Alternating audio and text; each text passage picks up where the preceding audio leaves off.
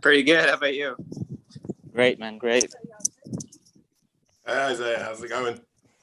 I'm doing well, Mark. How about you? Peachy. Bit cold here, though. Yeah, it's really warm here today for some reason. I don't know why. It's like Well, that's nice. it's like in the 50s here today. So That's like an average. That's like an average summer day. Yeah. I don't know what that means. Oh, let me think. 50. It's like about 14 degrees. Okay, it's not that here. Okay. It's, You've been having some cold weather over there. 14 degrees. I mean, unusually cold weather over there in the UK, right? yeah. Sorry. You said, Isaiah, you said 14 degrees? Yeah, Celsius. What do you think Celsius. about Monterey? Celsius. Yeah, that's nice. 26 degrees for Monterey. It's really hot here. Yeah. It's like 8 degrees here. Tocayo, necesitamos Well, traerlos para acá, Tocayo, para que aguanten el calorcito. Like, thanks for talking in Celsius, because we don't understand Fahrenheit here. Well, yeah. Just Being a pilot, we actually use Celsius quite a bit, so it's actually easier for me to convert to Celsius than it is for most Americans to convert to Celsius. So I would have no clue. I have a little bit of a background. I'm pretty good at it. I lived over in England for 2 years, so I got used to it. Oh yeah, I'd have no freaking clue at all. Well, then we'll Celsius. stop talking about temperatures. Oh no, it's You're the host. The main two conversions I know are 0 and 15, because 0 is 32 and 15 is 59. And those the two that I know. minus 40 is minus 40 in both. There you go. Yeah. Maybe we should start talking about currency. There you go. Actually, I think we're supposed to talk about the warning. Yeah. Hey, there you go. We are live streaming now, yes? yes, we should be live.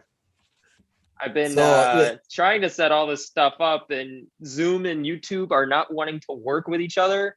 It says we're live on YouTube on my screen. Yeah. Yeah. I'm looking at it right now. Okay. Yep. And we are up. Okay. Phil, Tom, Kuro, Pablo. No. Hey. Oh, all right. It's gone from on foot to in a car. Yeah. Ooh, okay. Please don't crash. No, I'm not driving. It's all good. Okay. That's fine then. Yeah. All right. So, how are y'all doing? Great. Doing well. Yeah, we're good over here. I did not say hi, Mark. How are you doing? I forgot to say that. Yeah, I'm fine. I'm good. Well, I was mucking around with my camera for about 10 minutes, so. I see 7 faces on my screen. Yes, Phil, because we are all in a live stream. I have a bunch of different representatives from the Warning Army here from all around the world. I know, Ryan, you're in Indiana. Jose, are you in Mexico? Monterrey. Mm-hmm. Manuel, you're in Monterrey. Me too, yeah. And then Isaiah, where are you at? I'm from Maryland. Maryland. Okay. Where in Maryland? It's just north of Annapolis. Okay. I'm from the Winchester, Virginia area originally. Okay. So, okay. So I know exactly where you're at. Mark, where are you from? I'm in Southport in the UK, which probably means nothing to any of you. But to put it in the context of the nearest big city, I'm about 20 miles away from Liverpool, which most people from, because Beatles and all that. Okay. And then Nos is in Australia. Yes, Sydney, Australia. Okay. Good. All right. So yes, so from all over the world and accepting more people. If you want to come on to this Zoom call, message me on Instagram, email me, whatever, and I will get you the login information for you to be able to get on here. So, alrighty. So yeah, that's why you see 7 faces on here. Phil, see, I thought you were supposed to be on here too. If any of y'all want to come on, just let me know and I will get you the information. as I balance my phone and trying not to tip my computer over because I have a really sketchy everything. So I thought you were a professional. Says who? I make it look clean. Y'all don't see the rest of the room. Right. Nah, the rest of the room is clean. But back when we were back at home, I don't know how many of y'all have watched Dad and I since last November or October when we did the Queen of the Murder Scene reactions. Basically all y'all saw was that one corner of the room with the turntable and the records, all that stuff on, or back in that corner and everything. The rest of the table was completely covered in God knows what else, and the rest of the room was covered in completely God knows what else. But that's in basically filming 101, is just making sure at least your set looks clean. So push it all out of frame, no one will know. Exactly. It's also getting on to me a little bit because I have my camera over here and I have Zoom over here. So if I'm looking over here, I'm looking at y'all, but over here, I really shouldn't be looking at y'all. I'm looking the way I'm looking because I get a glare on my glasses if I look straight at the camera. I definitely, I get that one. I like your setup now with the merch behind you. I wanted to try to get the poster up on the wall. I really did, but I did not want to put tape on the poster or tack it or anything. So I need to figure out a way to do that. And then at some point, I don't know if you have watched for my previous live stream before this after Rockville, I had Danny Powell and Allie sign this shirt at Rockville. So I'm trying to find a way to get that framed too with some of this other stuff. Along with your borrowed metallic marker. Borrowed. So at Rockville, nobody had a metallic marker. Like I went around to almost every freaking venue, and then when they were like, "Oh no, we don't have one, but try over here. We don't have one, try over there." And then I finally got to this one girl, and I said, "Do you have any metallic markers that I can sign? That I can have somebody sign a shirt with?" And they're like, "Well, we've got this green marker. I don't know how well it'll show up." And I'm like, "All right, I've got this black hoodie here. I'm not gonna sign on this shirt." And I just started scribbling on my hoodie, and I'm like, "Okay, it's showing up pretty well." And yeah, they signed it, and it's awesome. And you kept the marker. And I kept the marker. I never I never returned the marker. But I mean, in 30 years, I don't know. I could go on Pawn Stars or something and say, "Hey, if you may or may not know this group, and here's the marker they signed it with." Like I don't know. They will know the group. There you go. But no, it won't take 30 years. No. Give it like 5. Yeah, wow. I think 5. They're going to be known. Yeah. Internationally. Yeah. As big as any of the biggest bands out there. Yeah, but really. Point still being is that I've got the shirt, I've got the marker, and if they bring in any type of expert to try to like say, "Oh yeah, is this theirs or not?" If they tell me no because it's too messy, I'm going to say it's a live performance, and I'm going to be one of those angry customers on there saying you have no freaking clue what you're talking about. Well, you've got video and pictures to prove it. Oh yeah, I've got I don't have a video of that, or I don't have a picture of them signing it, but I have the video of somebody else sent it to me. I sent it to you. Oh, that was you. That was you. And that was two you. pictures. There's a picture of Danny with it on her knee signing it. I sent you. You don't. You're also gonna find out that my memory is shot. So it must be because that was like 2 weeks ago. I think. Yeah. Oh no, I can't remember what I had for breakfast yesterday. So if I don't have stuff in front of me, like it's gonna be like completely shot. No, I remember you sending me the video, and I remember the pictures. I have them somewhere. I just don't know where they are. And I know you have the video out on YouTube of them signing it at the end, and then the 2 pictures. I don't know if it'll show up or not, but there is Danny with it on her knee. On her knee. Because she was trying to sign it on her arm and it wouldn't work. So there are stray marks higher up because she was trying to do it on her arm and it wouldn't work. So yeah, it's always funny. But what is the design of the t-shirt? It's a Rockville shirt. Yeah, it's from Rockville. And they're down at the bottom. But yeah, it's the Welcome to Rockville. That's cool. They appear on the list. Yes. Yeah, they are down here somewhere. Sunday at Yeah, the right, bottom. yep, right there. Right there. Yeah. Cool. Yep. Really cool. Yeah, I had a shirt for Jeff because he couldn't make it because of his new granddaughter. He was with family. But I had a shirt for him and I had the hat, and then Rudy saw me with them and he was like, no, you can have him sign one of those. And I'm like, okay, fine. So I had him sign mine because I'm just like that. I'm like, Jeff, you're not going to get the signature. You weren't here. I'll bring you a shirt, but you weren't here. I'm getting a signature. So yeah. Speaking of shirts and hats, did anyone else that was there have people come up to them? I was wearing a shirt, the Warning shirt, and I had I think it was 3 different people, a couple and two single people come up to me and say, where did you get that shirt? I've been looking for, I came here to see that band and I can't find any merch. And I had to say, I got it off Patreon, but that happen to anybody else? So actually, when I ahead. was walking to the Speedway from my hotel, there was somebody that we came across on the walk, and they said, "Hey, is that band any good?"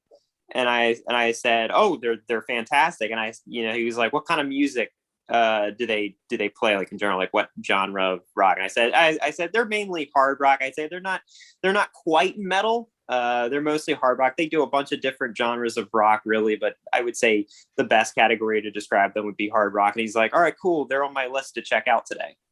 So I thought that was pretty cool. There's no way that conversation was that quick. You had him there for at least half an hour, Isaac. Well, I would have had him there longer, but we were anxious to get in. I know Rob Sorensen, he said he had a few people collar him about his shirt as well. So yeah, I don't think it was an isolated experience. I think Rick Simmons also said that 1 or 2 people stopped him and said something similar. I mean, when I first went in, I didn't know where the rock villain stage was. And so I just started walking, and then I saw one person with a Warning hat on. And I'm like, okay, let's put this thing on, because I hadn't had it on yet. And so I'm like, all right, let's put this thing on. Let's represent. I started walking around. And then as soon as I came back, I'm like, okay, there's rock villain. Oh my God, there's the whole Warning army. And it was like 25, 30 people just lined up in front. This is 4 hours before they're supposed to go on. Because I went in at noon and everyone was already standing there. And I'm like, all right, yep, I know where I belong. I'm just not going to go anywhere else. We're just all going to stand in front of here and wait for everybody and wait for the girls to come out. Well, the trick is, yeah, exactly. You got to make sure you get that front row spot. You know, you got to get there and not leave. Yeah, he actually came out. When did he come out? Was it before Avoid played? Yeah, it was before. Yeah, Avoid played. Yeah, and after Hero the band, he came out and was fist bumping everybody and talking to us for a little bit. And so basically, you said basically you didn't hear it from me, but they're going to come out after the show over here. So make sure you go over there right after the show. Yeah. I thought there was going to be a mob there, but apparently the word didn't get around to too many people, because I think there were No, the only people, mainly the people I saw over there afterwards, were all the Warning army. I didn't necessarily see anybody. I mean, there were probably a few people there that weren't necessarily the Warning fans, but Patreon people actually. Yeah. Yeah. Because most of the people I saw over there were familiar faces. I didn't see too many new people. Nice to see. Came out though. I didn't expect them to do that at all, honestly. It's technically VIP and Ultimates for a meet and greet, although that really wasn't a meet and greet. But it's the fact that they took the time to come out and say hi to everyone, regardless of Patreon tier or whether they were on Patreon or not, was pretty nice. That's who they are. That's the best part. Yeah, that's one thing that I really take away from that is they were just so personable with everybody, and they're just so welcoming, even if you're not on Patreon. I mean, because like I was when I started seeing the rest of the, everybody else there, all the rest of the warning army there, I'm like, okay, you got a VIP pass, you got a VIP pass. I'm the only one who without a VIP pass, and so I'm like, okay, well, I might not have. I didn't have one. I didn't have a Okay, VIP pass. okay, I feel a little bit better now. But basically, almost everyone had them, and I'm like, okay, well, I know you get to go like maybe backstage or in the VIP section or whatever. They might be there more, but it just again, it felt really nice that they decided to come out and hang with everybody else. From what I've heard, you didn't miss anything not having a VIP pass, because apparently it only got you access to like special seating area for the 2 main stages, and that was okay. Okay. It was more than just seating. There were bleachers along the side of the crowd for VIPs if you wanted to sit and watch a band play. And I thought it was going to be like we had front row access to the stage, but that's not the case at all. It was a rows of bleachers along the side of the crowd, and but there were tents. There were a lot more seating options, tables and chairs. They had leather sofas with ottomans you could kick your feet up, better food and drink options and all that. Honestly, though, for what I paid, I feel like it wasn't worth it. If I did it again, I would go general admission for sure. I don't think there was enough for the extra, whatever it was, $100. Oh yeah, it was like an extra $150 for It that. certainly wasn't worth it to me. Wow. I would go general admission. Yeah, based on what I had seen when deciding which ticket I was going to buy, when I saw that the VIP access area was only for the 2 main stages, I'm like, well, I'm pretty much only there for the warning anyway, so like I'm just gonna go to GA. And normally, I'm sorry, just really quickly, is I would pay for the premium parking. I know there were people parking at the airport and getting shuttled over, but the premium parking was actually on the backstretch of the Daytona. I heard that, yeah. And I got to park on the racetrack, and that was pretty neat. That's kind of cool. Extra few dollars. Yeah, I was gonna say normally you pay like the VIP packages for a concert or a festival. The idea is you get closer to the stage, where it sounds like you were paying extra to sit further away, which doesn't. You really were. That doesn't really work for me. But you could sit. Which you could sit on the grass. You could sit on the grass. Exactly. Yeah, exactly. Several bands you want to sit after a while, and enjoy the bands. You do. I was actually wanting to sit on the bleachers for when Mudvayne was playing. I was tired of standing, but there wasn't a spot to be had. I would have had to make somebody scooch over or something, so I ended up standing for that one too. But I did look at everyone talking about going to Rockville and enjoying it there. I'm all the way here thinking about, I'll just watch it on Twitch, I guess. And that Twitch, that was. I feel bad for man. You guys that had to watch it on Twitch. Yeah, that was rough. But no, I kind of as soon as it started, I kind of figured out there was something wrong. There was something wrong with the feed, because I was pretty sure people who were there in the audience, they were having a much better sound than we were. Yeah. Well, because you imagine it my just didn't sound right. we get finished, getting rocked off our feet and whatever, and having a great time, and then I saw some messages on either Facebook or Patreon. It might have been Facebook or whatever, and people were like, so that definitely wasn't that great of a show or whatever, and I'm like, what what right, exactly about? It's that was great. Yeah. Yeah, it was great. And there was somebody that uploaded the Rockville video from the Twitch from the Twitch. Mm-hmm. And they laid Isaiah's audio over the top of it and called it remastered. Yeah, that's definitely Isaiah's audio. There, you can hear it is. That's my crowd next to you. Yeah, yeah, that's my brother. That's my brother's video. My brother's channel. He did it. Oh, okay. I gave him permission to. Hey, you can take my audio and then take the Twitch video and put it up there. Your iPhone audio remastered compared. What was better than the Twitch stream? Man, I mean, once I got out, of course Jeff couldn't be there. I know Ryan. We talked earlier, and Jose, you might know Jeff, but the rest of you, Jeffrey Kimball is a Patreon member too, and he's the one who actually introduced me to into the warning way back when. And he was supposed to be there, too, and that's when I got him the t-shirt. But after the concert, he says, "Oh yeah, I'm gonna go watch it on Twitch," and then messages me and he's like, "Don't watch it on Twitch." And I'm like, "What do you mean don't watch it on Twitch?" And I go back and watch the replay of it, and I'm like, "Yeah, that is definitely not the show that I was just at. That is god awful." And so I wasn't thinking about uploading individual sets from the concert after the full concert or the full vlog that I put out. But then I'm like, no, because of how unfortunate that Twitch stream is, I have to put out. I now feel obligated to put out these sets from the concert. Yeah, well, the reason why I actually went there with the intention to film the entire concert, and one of the main reasons for that is because actually today's a good day to talk about it.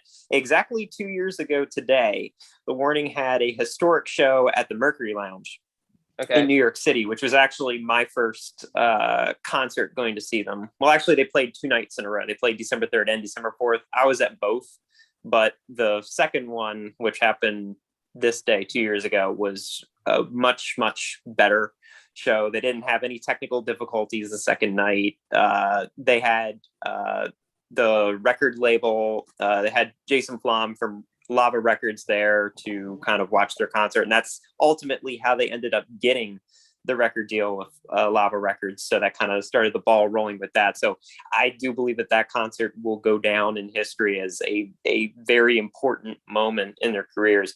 But anyway, I was there, and I mostly wanted to just kind of enjoy myself at the concert. And I did record a couple songs there. And as those of you who watched will know, I was very passionate about singing along with it, which, it was a little bit, didn't sound all that great with me singing along. But I did record a couple songs, but I didn't record anywhere near the whole thing. And ultimately, I ended up kind of being a little disappointed after the fact that I didn't record more because there were some others that had recorded like songs here and there, but nobody had recorded the entire performance. And so most of that concert is really only in my mind as a memory. I don't have a way of reliving it after the fact through an actual media use. It's only in my head. So for that reason alone, I was like, okay, this is my second venue seeing them at, and it's the first time I've seen them in nearly 2 years. I'm going to make sure that I have the full concert so that I can easily relive this moment like anytime I want to. And looking back on that now, well, it's a good thing I did, because the Twitch stream, like even after I found out it was going to be live stream on Twitch, I'm like, no, I'm still going to record it because, you never know what could happen. And it's a good thing I did. Was this in New York 2019? Yeah. Yeah. Cool. Quick question about that. Didn't they do the second show at the Mercury Lounge because Jason Flom couldn't make it when they didn't they originally only have one show, and then when they found out he couldn't make it, they scheduled the second night? Is that, or am I mistaken? So they originally only had one night, but it's not for the reason you think that they added the second night. They were originally only supposed to play on December 3rd. They put out, they had a pre-sale for Citibank credit card holders. They could actually, anybody who had a Citibank credit card could pre-purchase a ticket for it. And then it would go to general sale like the next day. Within 3 hours of it going on general sale, sold out. So because of that, they decided, we should add a second night because there's a lot of demand for tickets and whatever. And that second show ended up selling out. I don't remember. I took a little while longer for that one to sell out, obviously, but it did end up selling out too before the show. And Jason Flom was actually supposed to be there at night 1, but he was at an event on the West Coast, and so he was late getting over there, so he couldn't make it until the second night. So had they not decided to have that second night, then he might not have been they there. could have recorded this album off the Kickstarter, and it would have been a completely different. Probably, yeah. We'd be living in a whole different world right now. Mm-hmm. There would have been no Rockville, probably. Probably not. No Rockville, no Detour, no Enter Sandman on the Blacklist album. Wow. Yeah. That's how things work out, though. Mm-hmm. Right. I mean, when I first got to Rockville and I started filming stuff, of course, I'm, dealing with this little guy or whatever, and I'm holding him up like this, trying to get a good view and not get security in there. And after about the first 3 or 4 songs, my arms are like starting to do this type of deal. And, I'm like, okay, I can't keep doing this. So I started, I brought it down or whatever. I'm like, okay, I'm just going to listen, might take some pictures. And then Disciple comes up and I'm like, oh God, now I got to put it back up again because I can't miss Disciple. And then I went through and listened to Disciple and I'm like, okay, now I got to really put it down. And then I started taking pictures and then I wasn't going to bring it back up. And then it's like, dang, now they're playing Z. And I'm like, no, screw it. I'm keeping the camera down. And because with this, for me, in order to make sure that I'm getting a good shot, of course, you have to look through the LCD of it all. But when you're looking through the LCD to make sure you have a good shot, to me, I'm not really paying attention on the performance because I'm not watching them live. I'm watching them through an LCD. And there's a huge difference. It's like watching them on, the computer versus watching them live. And it's like, well, why am I at a live concert? I'm just going to watch them through the LCD. And I'm like, okay, screw it. Disciples or Z is one of my favorite songs. Putting the camera down, I'm just gonna flat out watch it. So that's my memory.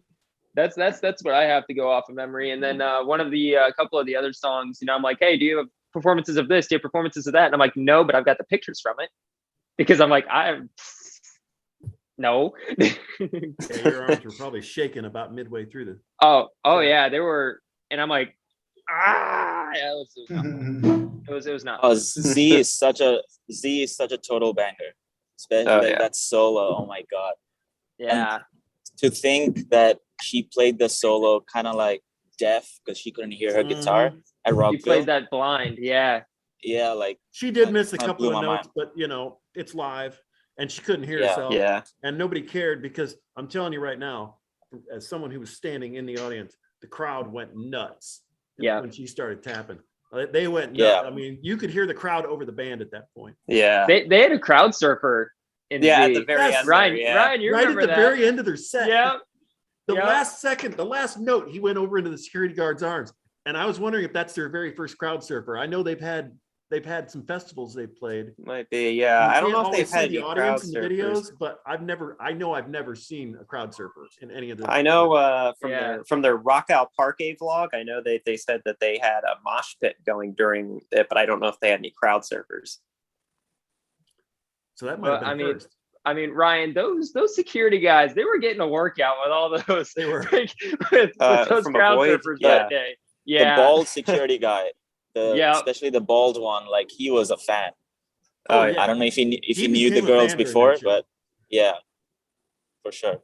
As it went on, he turned around more and more often, and his head was moving, and because the first couple of songs, he just looked, completely stoic, and then the head started moving a little bit, and then he turned around, and you could just see a transformation. And down at the other end, so most of us were on the left side. I actually stood dead center myself. We were all standing on the left before they played. I saw, Brennan and Randy Andrews from Patreon standing dead center, 3 people back, and I thought, I want to film from there.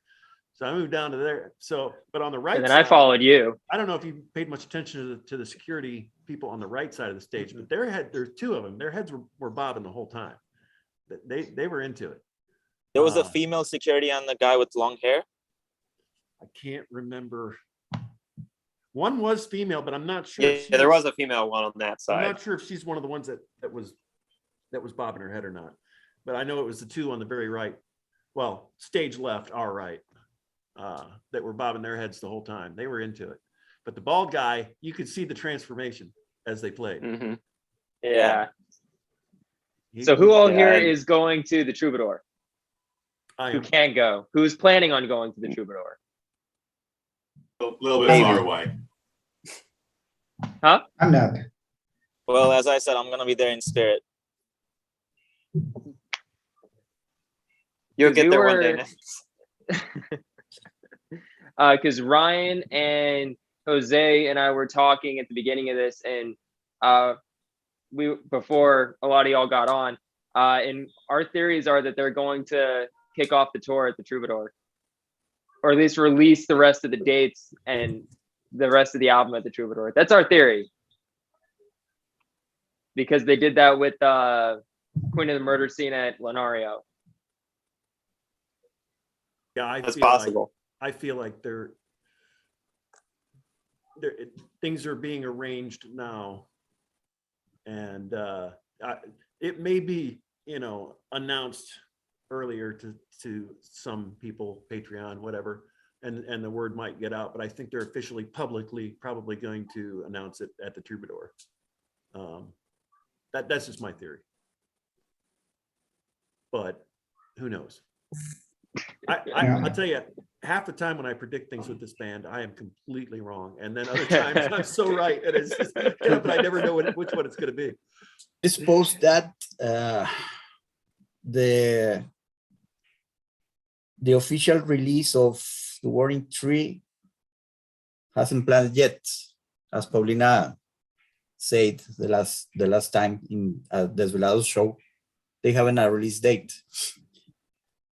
But Paulina also says that they gonna be no more videos for May Day in the same show, and they are just released.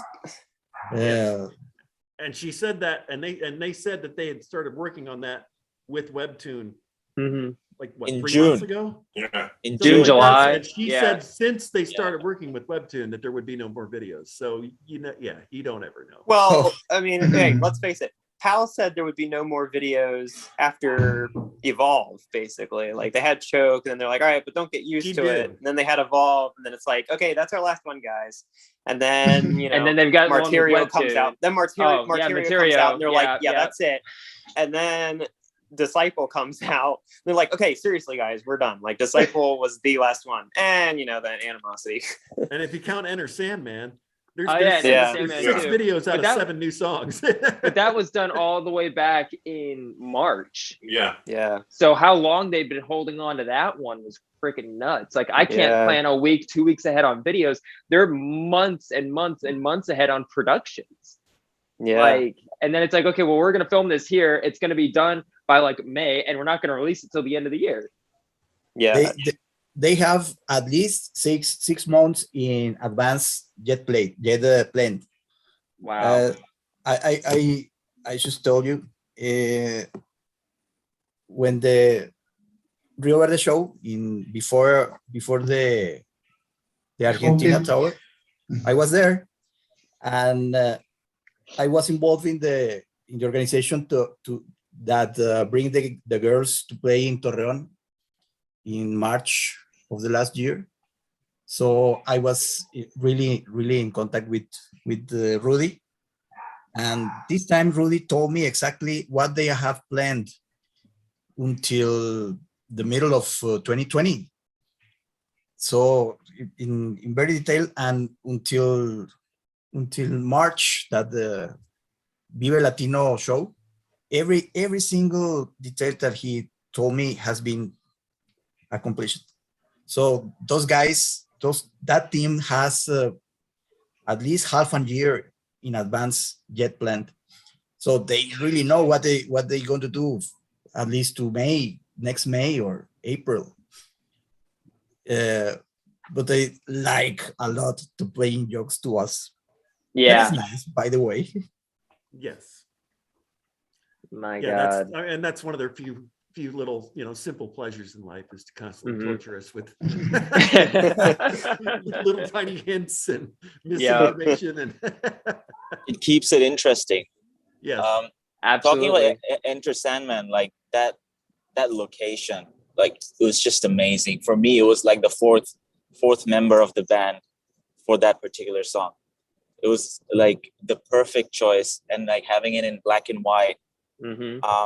Them being in that room towards the end of the song reminded me of one from Metallica. Yeah. The warehouse shots. So yeah, I think the location played a big part in. Of course, the song was great. The location played a big part in also like kind of taking it to the next level. It reminds me to the Unforgiven from Metallica. The Unforgiven video. Do you remember? Oh yes, I do. Yeah, with the old man. Yeah. Yeah, and it's also black and white. Yes. Yeah. Nas, I've got a question for you. Yeah, go for it. So y'all are going to get this now, but the next video that Jeff and I did, or the next video that's going to go out, is the Inner Sandman. Yep. Have you like seen that video before? Like, or have you like seen our comments on that before? Or because everything you just said pretty much nails everything that we said. No, I haven't seen it, but I guess great minds think alike. Oh man. I mean, I'm not going to go into too much of that because y'all are going to have to wait until, that is, when is that going to, tomorrow. Tomorrow. I didn't know what the date was on that. I set this stuff like 2.5 weeks ago. Tomorrow. Okay. Actually, when the Evolve video went out, all I saw was a notification that goes, "Oh yeah, the bass player just uploaded a video." I'm like, "Wait, what video did I upload?" I'm like, "Oh, Evolve. Wait, that went out today? Oh, okay." Because I just preset this stuff to go out, and I had completely slipped my mind that it had gone out. But again, Ryan knows that's just how my mind is. That's just how my memory is. Everything's very last minute too with you, as you said. Yeah. So Brian, like one question for you, and maybe it's for everyone. One by one, like how did you discover the band? Like, what was your first kind of like? I know your first video that you did was 21st Century Blood, the first video you reacted to, but like your very first exposure to the band, how did that happen?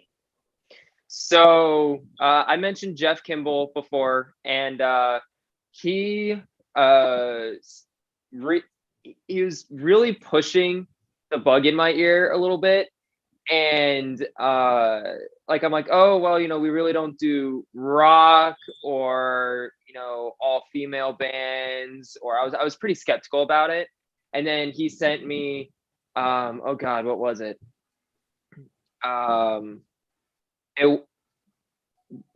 The original Enter Sandman was one of the first couple he sent me, but what was, God, Jeff, this is how my memory is, because you told me like last night. God, I can't think of what the freaking song was, but it was one of the ones at their school when Powell was like shaking the cameras. Whenever she would play. Everlong? Let's go with that. I don't think it is, but let's go with that because you understand what I'm trying to say. Yeah. But he started sending me their old stuff, and then sent me 21st Century Blood. And then, so 21st Century Blood, that was a first time genuine reaction. Like I had never really seen it before.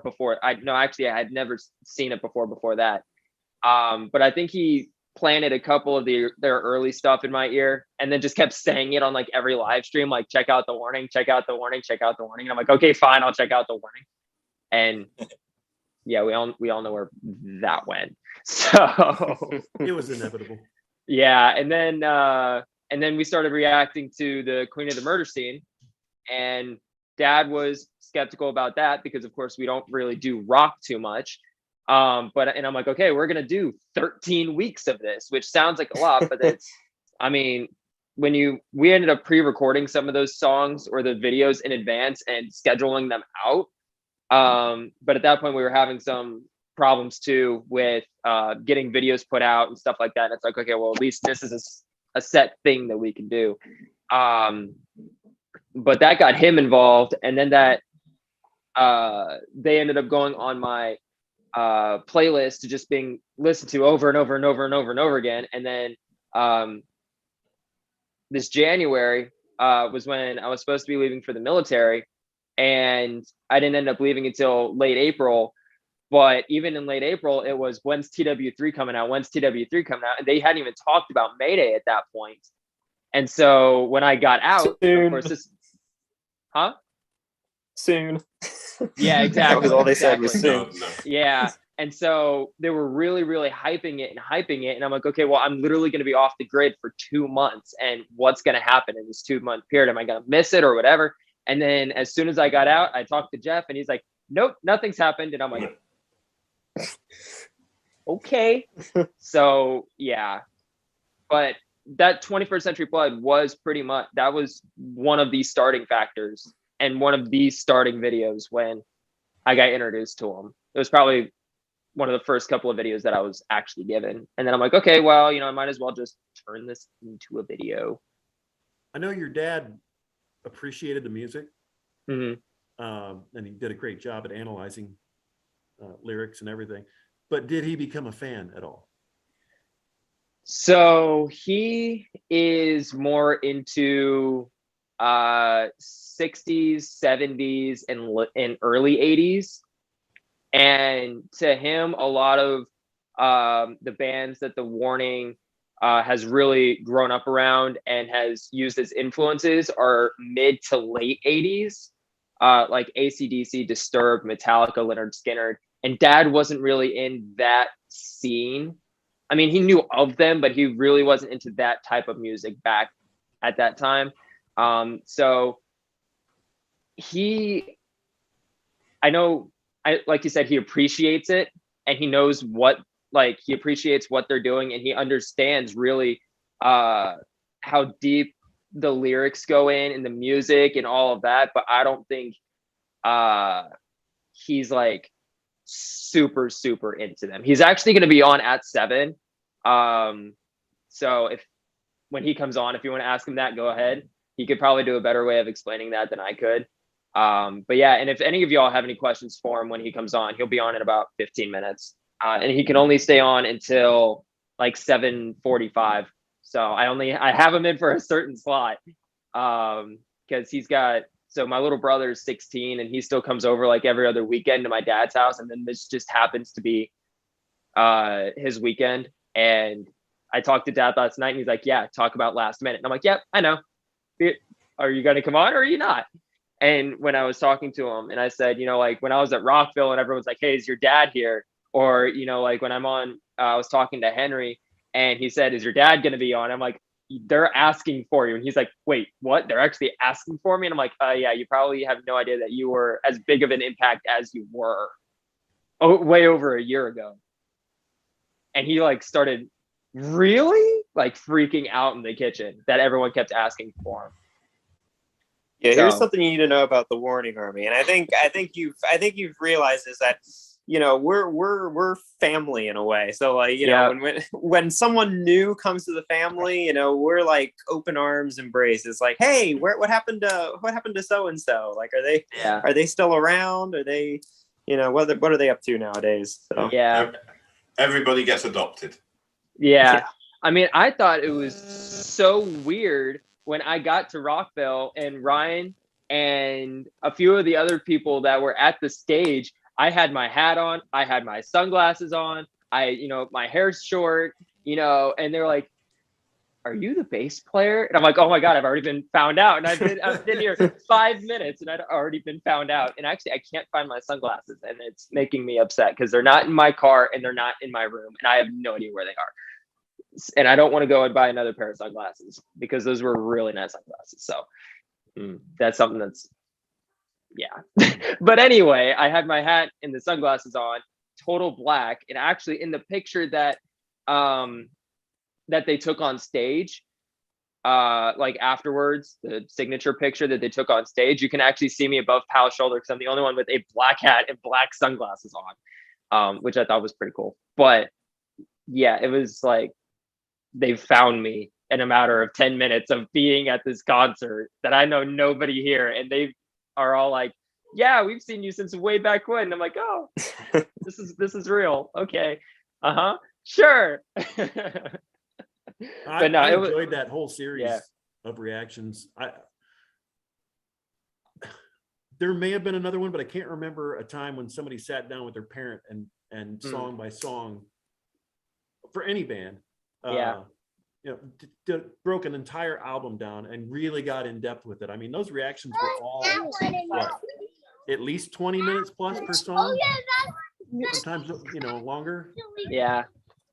And you were the first ones to do it. Yeah, I think. Yeah, so. And after us, a lot of people started doing full album breakdowns. And like I was talking to one of my friends earlier today, and they're like, yeah, so I started watching these videos, and the music video is only 4 minutes. How did you go from a 4-minute music video to a 30-minute full-length video? And I'm like, well, we probably had about 6 to 8 minutes of talking in the beginning. Then we had the 4-minute video. Then we had about 15 to 20 minutes talking at the end. So that's kind of how it worked. But we talked a lot about it and broke down the lyrics and double meanings of words and why did they choose this word or why didn't they choose this word, or in the music and how in-depth the music is, harmonies, you know, everything else. And yeah, I mean, even like the way the music changed, not even lyrically, but just the way the music changed, you would break that down as, you know, why they were playing it that way when they were talking about this in the lyrics, and how they connected. And it was pretty accurate for the most part. I mean, you guys were doing some guesswork, but I'd say you were probably on about 80-85% of the time. You were pretty much on. Great. We'll be checking both in today? Yes. Too easy. That's fine. I just need to your certificate. And then you're free to go in. Sorry, I'm just walking into an Australian reptile park because I'm speaking to you guys. You're good. You're good. Yeah. Thanks for taking us along. Hey, in one of my earliest live streams, I used, I guess it was around last October when I would do my live streams, I would get out of work and I would just hop on my phone in the car when I got out of work. And I think there was one, and my moderators and a few other people like never freaking let me live this down. But I was filming, or I was on a live stream in the car going down the highway, and they're like, you know, don't be on your phone, don't be on your phone, and whatever else. I'm like, well, if I'm not on my phone, y'all aren't going to get a live stream for this week, because at that point I was doing a live stream every week. Really? And I went to Subway to get dinner and left them in the car, and now they're all saying, yeah, you left the kids in the car with no lights on, no parental supervision. And I'm like, wow, great, I thought y'all were adults, but okay, sure. I left all the kids in the car. Yeah, so I totally get being on the move and doing something. Yeah, I'd like to know, somebody asked you how you discovered the band. I'd like to know how everybody else briefly discovered the band. I'm just curious. Okay. I don't think I've heard those stories. I might have heard Isaiah talk about it once, but I've talked about it a few times, but I just discovered them I was watching drum covers on YouTube, and in the suggested column popped up the Warning's original Enter Sandman video. This was back in 2018, September 2018.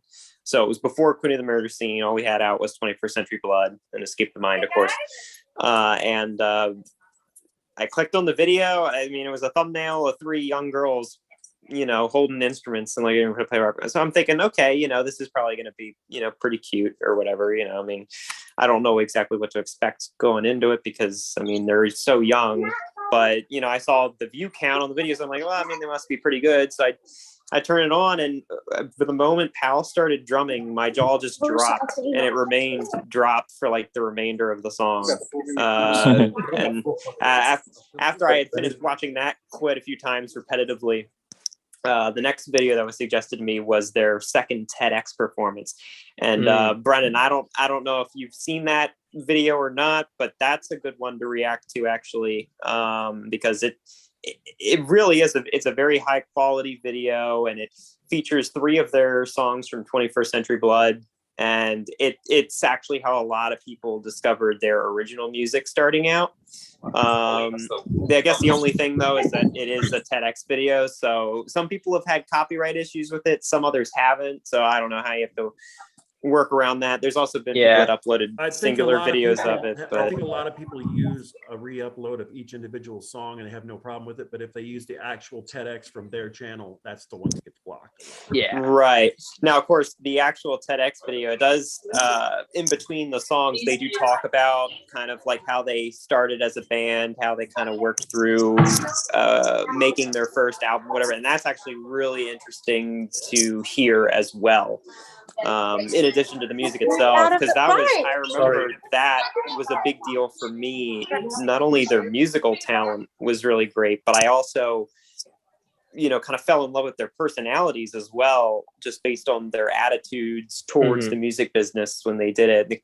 Kind of the whole thought of, well, you know, we're not going to change ourselves to please a record label or to please, business of some kind. This is our creative output. We're going to do what we want. We're going to, do it independently if need be. Right. For the time being. So that was a really, that video was what kind of tossed me into the fandom side of things. And then from there it was just, I think after that it was 21st Century Blood, and then I just went down the list and just started just watching every single video that I could. And then about a month later joined their Patreon and been there ever since. I think I have seen one of their TEDx videos. If not, you said, were there two TEDx or just three songs? Three. Okay, so I think I've seen an individual of one of their songs from TEDx. I don't remember what it was. I'm gonna have to go back. They and were look. there It's probably It was probably Survive, because that's the Okay. most viewed one. okay. Brennan, I think Sure. the second one is the TEDx where, if I'm not mistaken, You've Been Warned started. Yeah. And That's the title of the video. Yeah. Okay. Yeah. Well, when Powell says that, though, I don't. Was that the first time that was said? I think the I'm funny not thing sure, is, but I I think think so. that's actually, I think that's the only time that the warning have ever said you have been warned. Yeah. But it had such an impact on the fans that the fans have mentioned it countless times since then. But I think that's the only time the band has actually said you have been warned. Yeah. And also Aaron, welcome in. I don't know if you can hear Aaron. us or not, but Aaron, I don't know if you can hear us or not, but Aaron, your audio is Did you just call him is Aaron? connecting. I mean, I'm gonna message him. 'Cause So something's going Naz, on we with know that. we know you found him through free falling. Everybody knows that by now. Yes. But you want to tell that story? Yeah, so basically what happened was I was watching Jerry Maguire, and there's a Tom Petty's free falling scene where Tom Cruise is in the car and he's singing along to it. And I really liked that scene. So I was like, okay, I'm gonna find the song on YouTube and just watch it again. But instead of writing it as free falling with IN, I wrote it as ING. I got some notification. Hey, So I got there's some. Aaron. What's up, guys? Just stopped in to say hi. How you guys doing? Good. How are you? Oh, living the dream. Yeah. Good to hear. And then 16 Lizards, could you turn your camera on, Steve. please? Steve. Show your Benson. face. Show The your face, Lizard Steve. Man. The one and only Steve. Who's 16 and, Lizards? And I'm gonna have somebody else Benson. on here. Come on, real quick. I love the screen condensing here. If you're on a computer, you can see this. I love the screen condensing. And Dad is trying to come on. I know. Let's see if I can get his. Hey! Hey, Everyone, say hi to YouTube Dad. He has made it. He has returned. He is alive. YouTube Dad, Hey. what's up? Hey, YouTube Dad. how's everybody doing? Great. How Very you good. doing? Doing great. Right? Good, good. I'm seeing these names that I've seen in the live stream before in the chat. But being able to put faces with them is pretty cool. Yeah. So what have you been up to? What have I been up to? Wait, Setting what is, I was gonna say, what are you? Okay, you're put. Is the turntable set up, or is that just other? I see the Bon Jovi thing down in the corner. I also see the record player and the mugs up top. But is that a Bon Jovi record? I in the see the corner? Lizard Man. Hey, hey, What's up, Lizard Man? Hey, who's this? It's Aaron. Oh, hey, how you doing? Hey, living there you are. the dream. Hey. Just coming to say hi, man. I'm still getting used to using these things. I'm old. I was gonna say, yeah, you saw Dad's reaction there. Yeah. I mean, Dad, you were on a flip phone up until what, 3 years ago?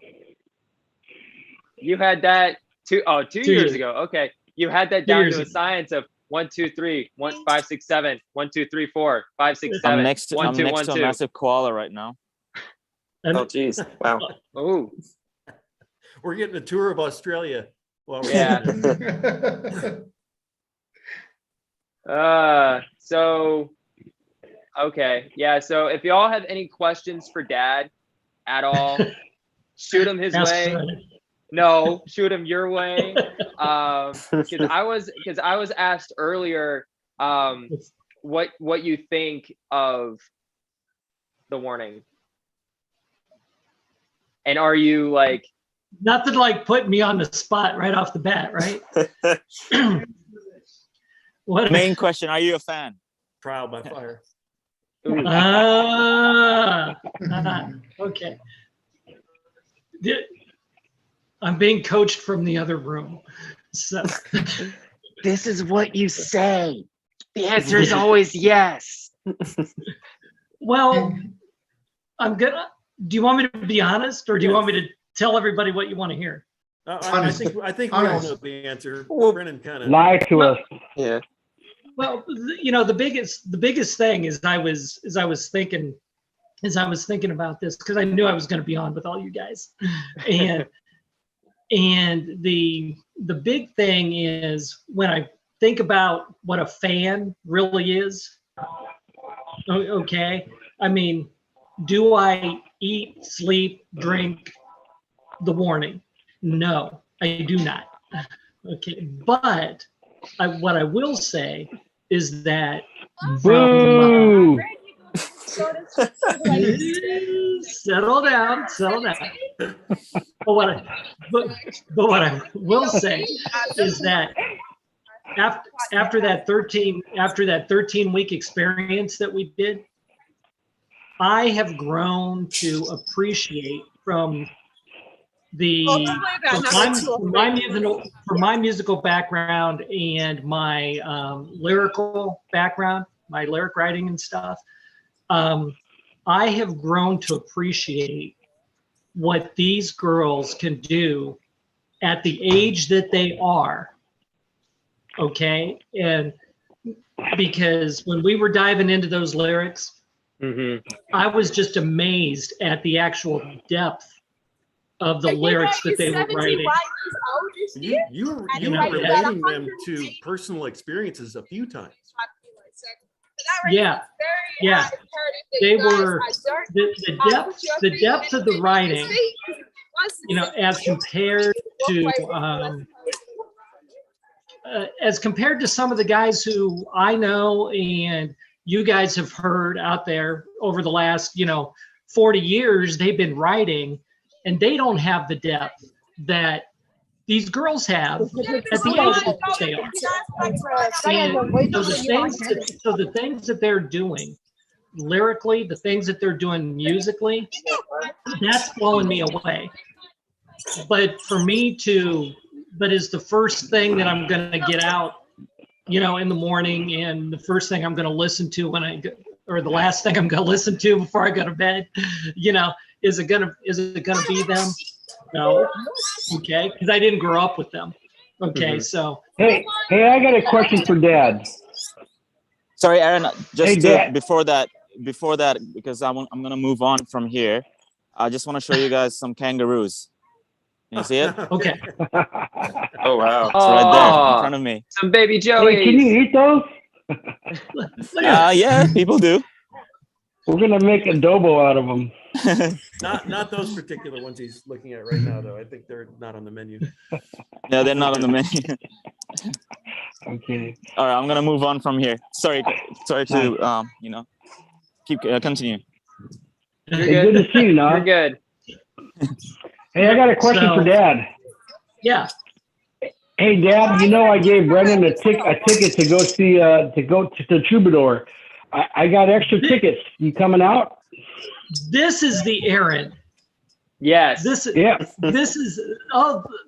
the Aaron. Oh my God. Okay. So basically, we just asked, do you want to go out to California? Serious question. I got extra tickets. Come on out to the Troubadour. Let's see these girls live, because when you see them live, it's a different experience. It's totally the different experience. I can understand that. Everything's going to change. Did you get that, man? I mean, I totally. Nah, you got a lot of background noise. Yeah. Nah, you gotta mute. Nah. You gotta mute. Yeah, thank you. I heard. That's right. I heard him. I heard you. I heard the question. I'm not in that position. If you were. Well, if I was in a position to do the trip, if you were, I'd do it in a heartbeat. Because Aaron, Aaron, send me the ticket. I'll get him in that position. Yeah. because seriously though, I do have some extra tickets, and I'd like to give them to people that want to come. You know. Mm-hmm. Free. I appreciate that. For free. Dad, free of if charge. you want to come, I will get a way to get you in the position to go. And it's also been what, like 15 years since you've been to California, at least? Oh. If you want to go, let me know. I will get you. We will make it happen. We will make it happen. And even if you don't go to the Troubadour, what I would say is if they, because we're expecting them to go on tour soon of North America. So if they come anywhere near where you live, I would say make the effort, go see them, because a lot of people have described it as a sort of religious sort of experience. And yeah. Spiritual. Let's say spiritual. Yeah, spiritual. Okay, yeah. I've seen them play live on YouTube thousands of times. Not the I was in same. Rockville and they played the opening bass line to Dust to Dust. I almost teared up. Yeah. Oh yeah. Hey, I know Henry. you cried. Hola, ¿qué pasa, amigo Henry? I think his audio is connecting. Oh, we're good. Hola. Hey Henry, what's up, buddy? I'm in. Let's do this. Henry. Hello, Henry. Dad, I don't know. Are you on your computer? I'm on the computer, yeah. Okay, so you can see everybody. I can see. There's Dad. I saw you, Dad. You, Ryan. Okay. Emmanuel and Jose. Okay, so you can only see those four? I can only see those four. Okay, go up to the top right-hand corner, click view, and cycle through until you can see everybody.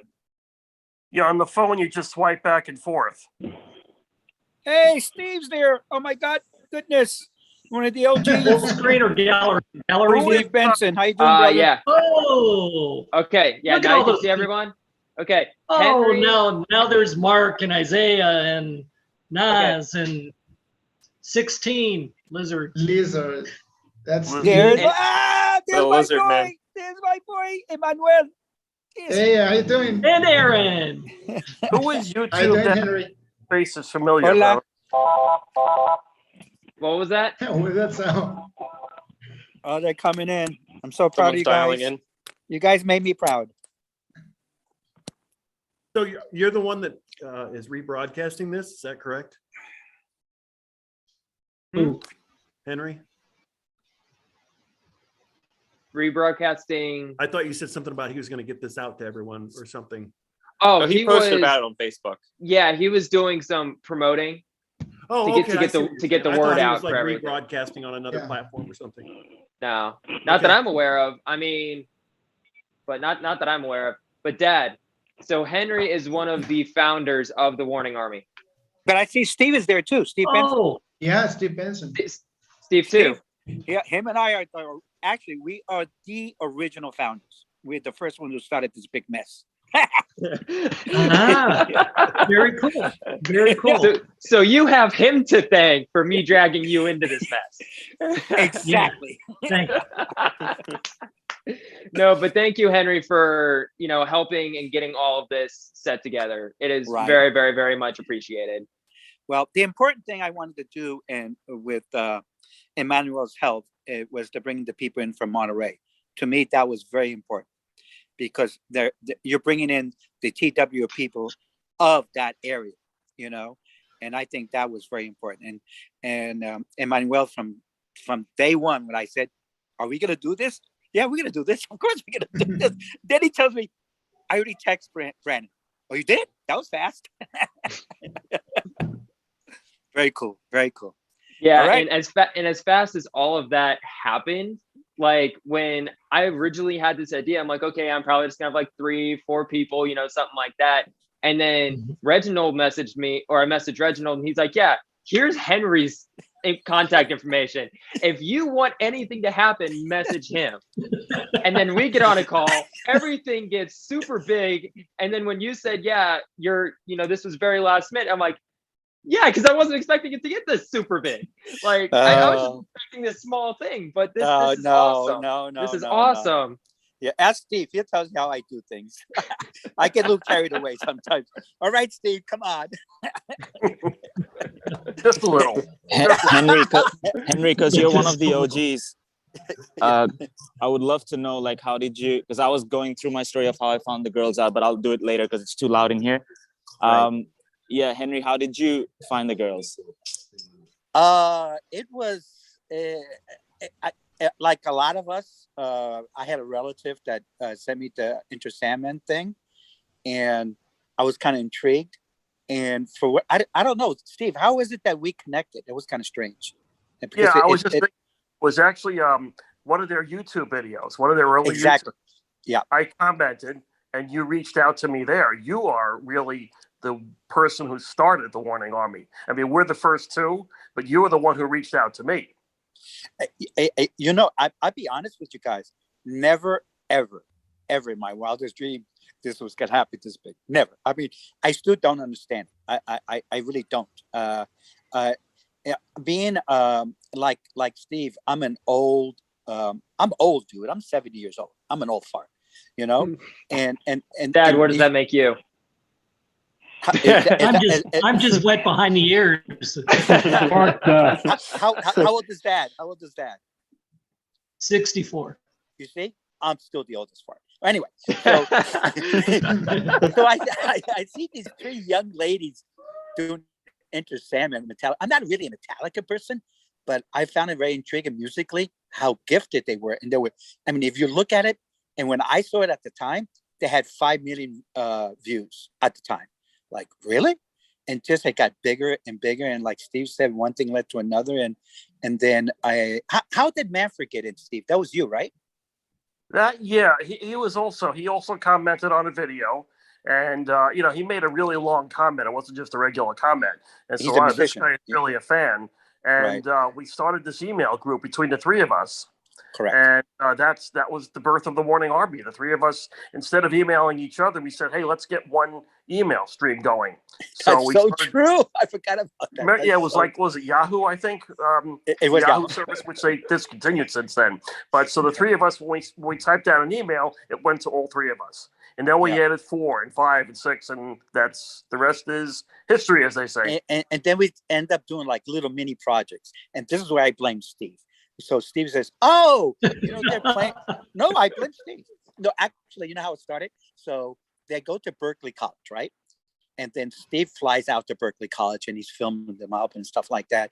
And then we find out they're going to play in LA. That's how I saw them first time, And I said, Steve, they're going to play in LA. Yeah, they're going to be promoting the rock band, the rock band people. And hey, Aaron, it's nice to see you, buddy. Hey. Yeah. So the thing is, so I said, okay. And Steve and I, we agree, says, let's go see them at the House of Blues in Anaheim. You have no idea. And I brought my good buddy, Bruce English, which is a musician. He's a very good bass player. And Steve got to meet him. So we go down to House of Blues. And then Bruce looks at me and says, bro, that little bass player that you see there, never in my life. She could do things that I cannot even drink of to. and I've been playing bass for 25 years. And it was like, wow, I'm watching, well, Ali at the time, I think was 10 or 11. And the cover that blew me away. It just absolutely blew me away because I recorded that, Bruce recorded, was when they did Team Spirit. And that's the only time they've done it. They've only done it once. They did it at the House of Blues. And if and if you know about music, that's a very complicated bass line. And she made it look easy. What? So then one Can't believe I missed that House of Blues. 15 minutes away from me, and I missed that. Yeah, well, happens. And then Steve, he's a troublemaker. He says, you know what? They're playing Cafe Iguana. At the time, we were good friends with a guy from Monterey, Eugenio. And I said, well, I've never been to Monterey. So we go to Monterey, and I get to see him play at Cafe Iguana. Cafe Iguana is like the equivalent to the Whiskey here in LA. That's the best way I can explain it to you. And they were the main feature. Right? We're like, wow. And that's when they introduced some of the songs of 21st Century Blood. And like, I just looked at Steve and said, Steve, these girls are really, really good. So that's my 2 cents. And that when, and Steve and I have done so many projects together, a lot of projects together.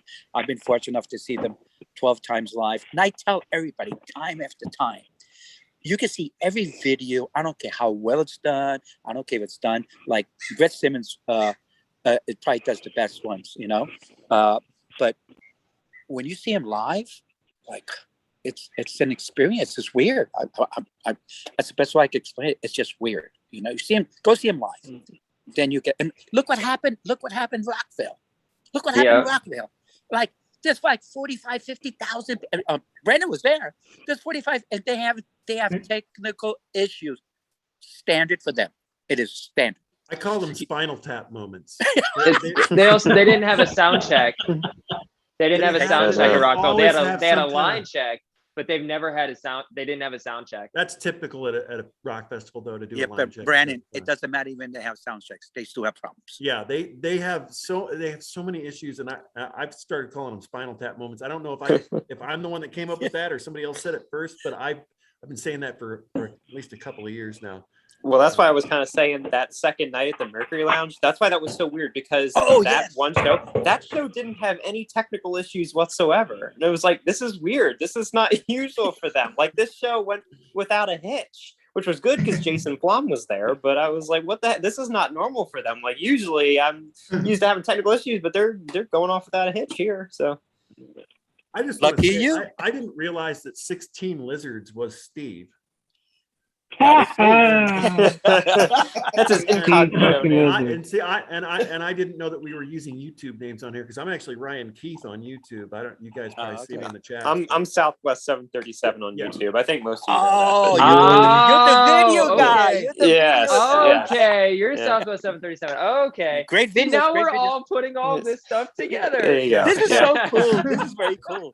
But who is YouTube dad? Because your face looks familiar, but who are you? He's my dad. He was the one in who reacted. Yeah, he's my dad, but he was the one who was in the reactions with me.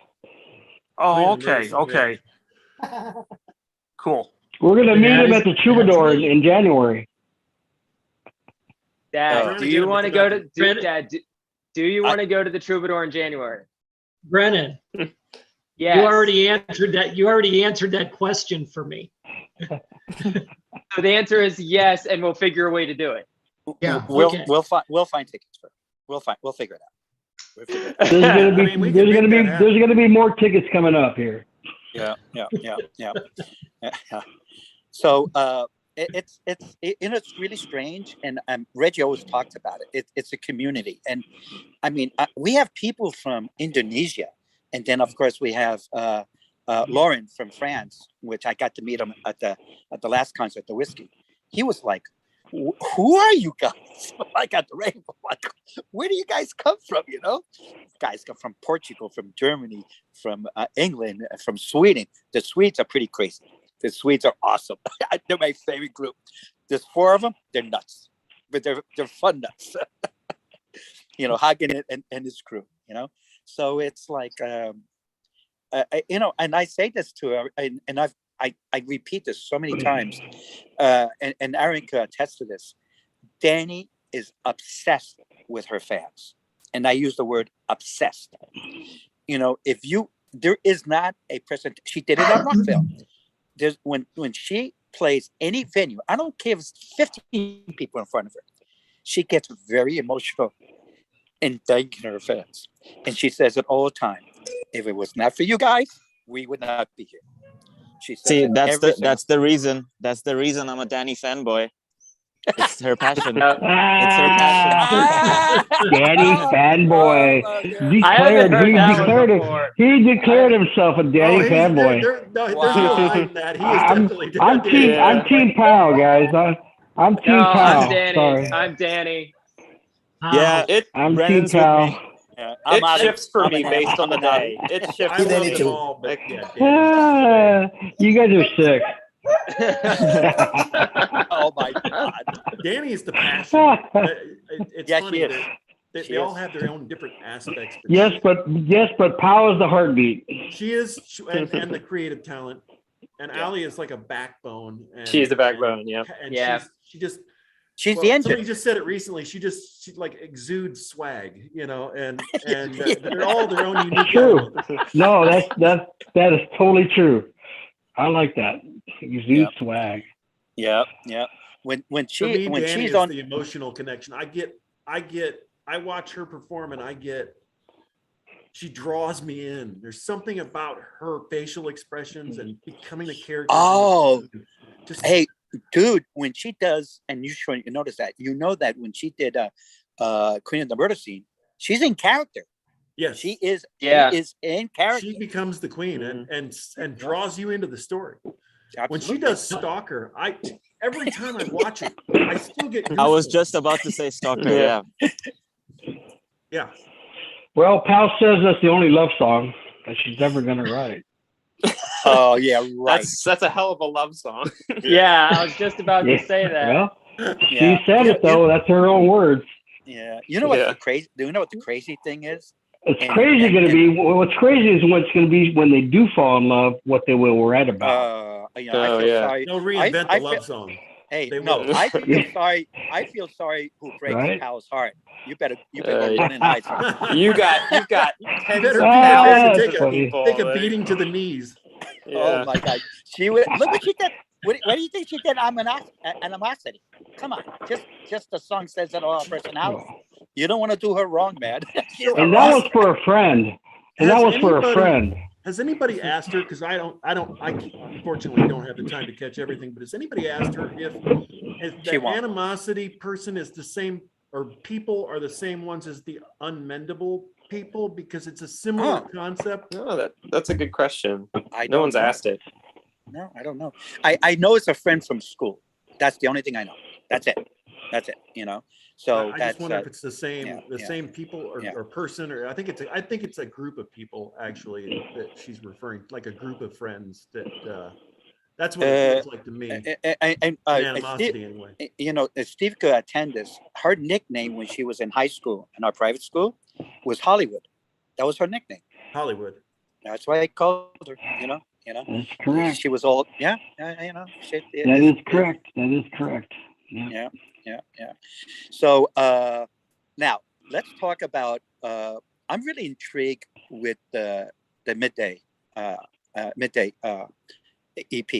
When the girls say, and this is to me, it's hard to understand this.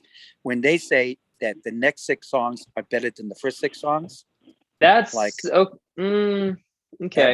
And they're not braggers. They're not braggers. That's one thing. They are not. They're not. Mm-hmm. And they've said it more than once. So I don't know. Yeah. And the two of those 6 songs are the ones that they co-wrote with David Bendeth. Mm-hmm. Apple and Banana. Yeah, and they are the Apple and Banana song. Apple and Banana.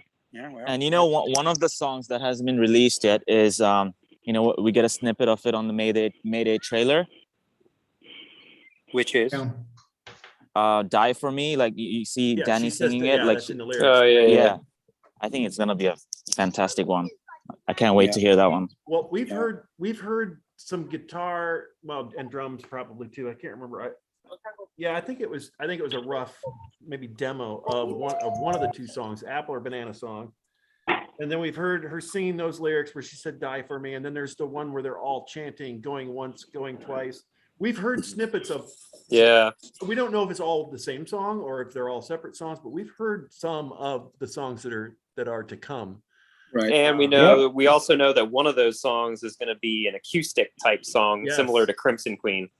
Ah, yes. I didn't know that. Oh man, Well, my all-time maybe favorite. just the guitar and vocals probably. My Yeah, because they all-time favorite. they had Crimson Ale, Queen. they had Ale an acoustic bass in the studio. She was with an acoustic bass. she's played with With some really good harmonies. Yes, yeah. Oh Yeah. I'm wondering Yeah. if that's the song She's the that queen of the Powell is harmonies, going to you know? sing lead on in the other half of the album because she They got tends to play more. They got to play more harmonies. Powell tends to do the ballads, except for Crimson Queen. So I'm wondering if that's the one because I know there is one song that she sang lead on. Who's that? Powell. Oh, yes. Yeah. They already said Ali's not being lead. She's not doing the lead sing. Well, Yeah. they've said that. No. I think if she did, I don't think they would I'm okay with that. I'm okay with that. And I know Ali. She was quite I'm okay clear with with that. that. She was like, "No lead vocals, no." Yeah, that's all right. Zero. Maybe later. Maybe in the next 5 albums. No. I've always no, said that they no. should break her into singing lead by having her do an intro, similar to like maybe the intro on Choke or something. The first 4 lines of a song that she sings lead on stage to get used to the idea, to something that she does regularly every show, and then maybe the next album she would take lead on a song. I think that'd be a great way to. You know when she's gonna. I'm gonna tell you when she's gonna do it. And Aaron was there when we went to Tijuana. If Danny gets sick, guess who's plan B? Ali's. You're right about that. I'll agree It's to not that. going to be Powell because Powell's going to get too exhausted doing that. So Yeah. No. Actually, you went to the Mercury Lounge. Mercury Lounge, yep. And Ali sang lead on Red Hands. That second and she night, nails it. And she nails it. Yeah. But she has said in the past, though, that she only sings lead on songs that don't have a lot going on the bass. And her bass on this album has gone like 2 steps forward in complexity. You think so? Very, singing lead, very technical bass. yeah, singing lead on some of these songs would be difficult for her because there is a lot going on in the bass. In some of these new songs. Very technical bass. But she makes it look so easy. That's She could do it. Right. Just hitting some of those high notes, like for example in Choke, in Martirio. She better be practicing if she wants to take lead. I think she'd have to change the vocals a bit. Yeah. To adapt to her voice. Okay. Hey, I have a fun fact to share with you, and I don't know how. Well, I got lucky. So I went to the Lunario concert when they introduced Queen of the Murder Scene, right? And actually, I think it was Steve. So Steve introduces me to Pablo, which is Ali's personal turn. Yeah, Steve. I think it was Steve, if I'm not mistaken. So he introduces me to Pablo. So Pablo, I'm not talking to Pablo. You know what Pablo tells me, and like, I'm kind of an Ali fanboy. I try. You have to be careful. I gotta be careful. Yeah, I gotta be careful. Well, anyway, so he tells me. He says, Henry, and we're talking in Spanish. He says, of the 3. Now this is what he's telling me. Of the 3, she is the most gifted. I said, what? Of course. Yeah, and she says that. He said, no. He said, no, she is. First of all, he says, I'm going to give you a comparison. She has perfect pitch. Absolutely perfect. She could be the best singer if she wants to be. Okay? And I agree with that. Yeah, and her technical ability to play is like light years ahead.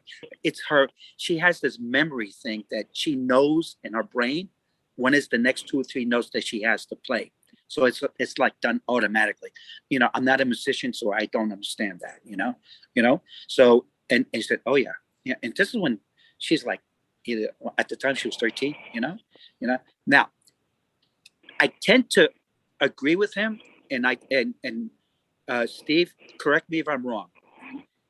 The three girls were tested IQ wise, and Luis was very protected about this. Who do you think had the highest IQ of the three? Ali. Oh, it's definitely Ali, but that doesn't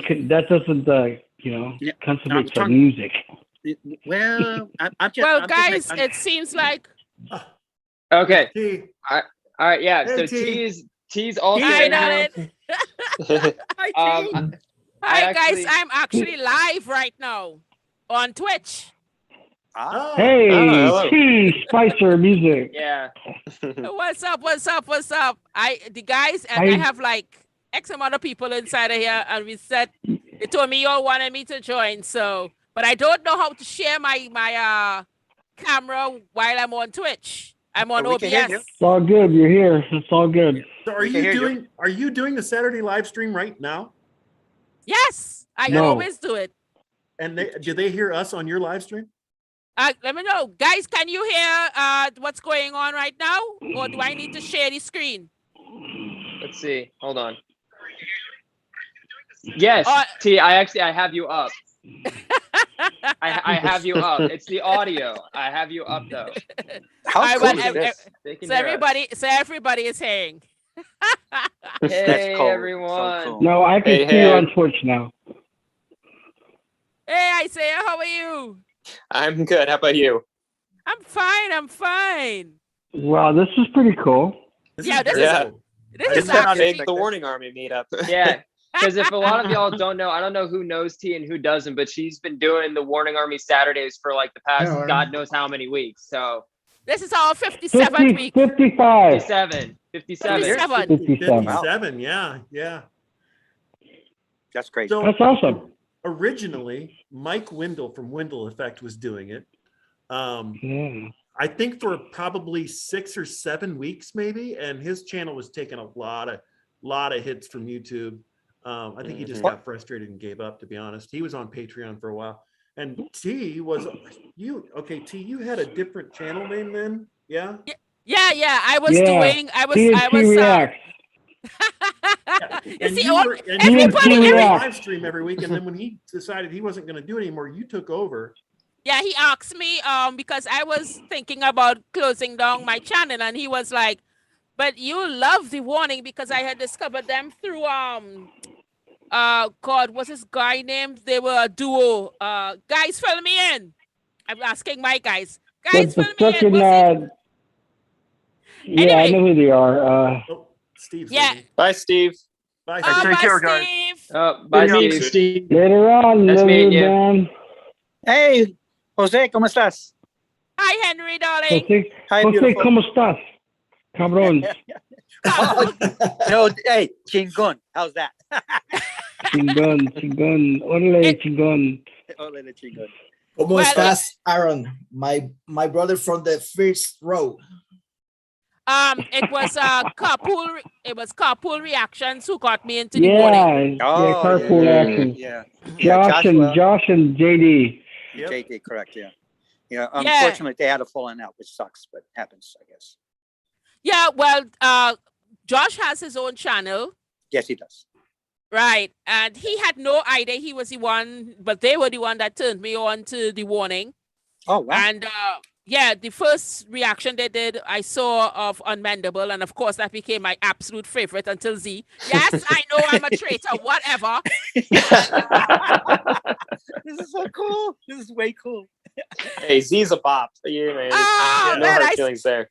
I saw that and I just heard 3 things. I mean, I will always be a Powerhead United forever. Yes, Paul. And well, when Ale made me fall in love, when I heard that. I can see Paul Sink agreeing with you, T. Of course, he's lighting it up right now. I mean, come on. I actually created I'm doing a T-shirt with Paul with Powerheads, because I am just after I saw their remake of what do you call it? I'm supposed to be an expert, when they did over for the record this the other day. Enter of Sandman? Enter Enter Sandman? Sandman. Yeah. And I saw my darling, my baby was like, ghosting everybody and was like, oh my God. And I was like, yes, Pooh! Oh, ghosting. Yeah, she was. That's true. Oh, man, she's the best. But Ale with these bass for this entire EP has been blowing my mind. Oh, shit. Z is like incredible. Like, damn, Hey T, I just sent you an email about how to possibly get your camera on, or I know Emmanuel put it in the chat on Zoom. Yeah, I did it. So, but she has to do it from Zoom, right? I have to do it from Zoom? Yeah, you have to do it from Zoom.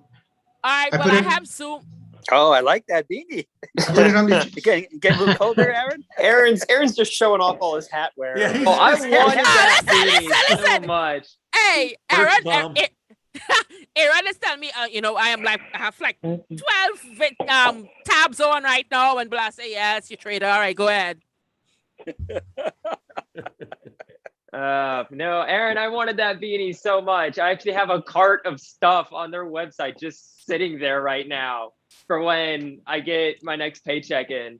And then it's just going to be hand over hand. It's going to be all my Christmas presents. It's just going to be this shopping list, this cart shopping list. All right, Aaron, first to begin with, I have, let me see. I've not seen in the chat where you sent it, but I have the desktop, the Zoom desktop, right? And I have it up. So I have return to meeting schedule, whatever. Can you walk me through it or on the chat or whatever? Or Emmanuel? Wait, I'm sorry. You were the one who put it in the in the chat? Yeah. Yeah. Could you possibly help walk her through it? Okay, let me go see it. And by the way, I just wanted to find out if I was playing music for my guys, because right now they want to kill me. So if I This is so funny. I stopped to talk to y'all in the middle of their cover of Nirvana Breed. Yeah. Oh, that's Argentina. Yeah. Oh, that's kick ass. Yeah. Oh yeah. Yeah. Yeah, Pouch is okay. the town. Yeah. Go ahead. So I'm wondering if I play, if y'all would hear, if the stream will hit. Oh, I'm sorry. The guys are saying, nah, I'm good. So apparently they like what I'm doing right here. All right, guys. T, if you want to, you can go onto YouTube, and it might be a little bit of a delay, but if you want to, you can like cut your audio or something, however it ends up working, but you could probably show them the live stream of all of this. I don't know if you want to or not. I'm probably going to have to hop off in a second. I'm just going to like cut my camera because I got to take a friend home from work. So I'm going to end up cutting my camera and my mic, and then y'all can stay on, and then I'll be back in a little bit. So it's a free-for-all.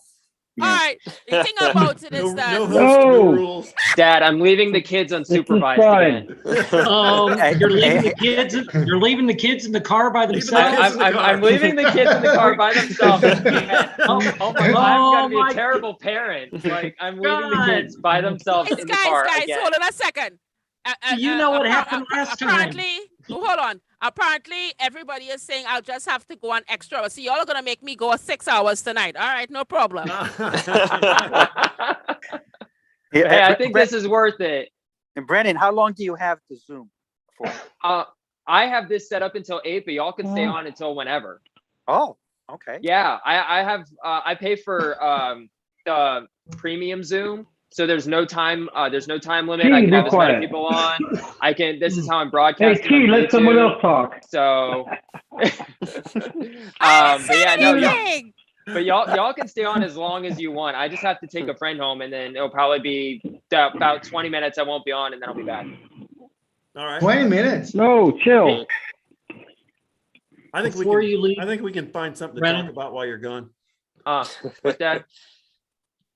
Yeah, because actually, since this was kind of surprise for me, you know, I've got a commitment. Brandon, how many people have signed up for the chat? Just out of curiosity. In the chat, like on YouTube, there's over 50. Wow, really? On here, there's the 3, 6, 9, 10, 11, but there's 57 on YouTube, and then whatever T has. Yeah, and then whatever T has. That's amazing. Wow. Oh, I have right now. I have 17, but then again, I have 17, and then some are by you, and then some. Oh God, they're all over the place. We'll probably once we finish this one, probably half of us will be jumping over to T's. This is fun. Well, the This is thing fun. about it is that I started doing it early since we do it. Since we started with the delayed time. So my crew not coming until around 9. Then I will have about 30. All right, so y'all can stay on here. Y'all can keep talking. I gotta pick my friend up, so I'm going to just. So I'm just gonna mute my mic and my my camera, but I'll probably be able to. No, actually, I don't have Zoom on my phone. Brennan, But before you go, is that friend a fan?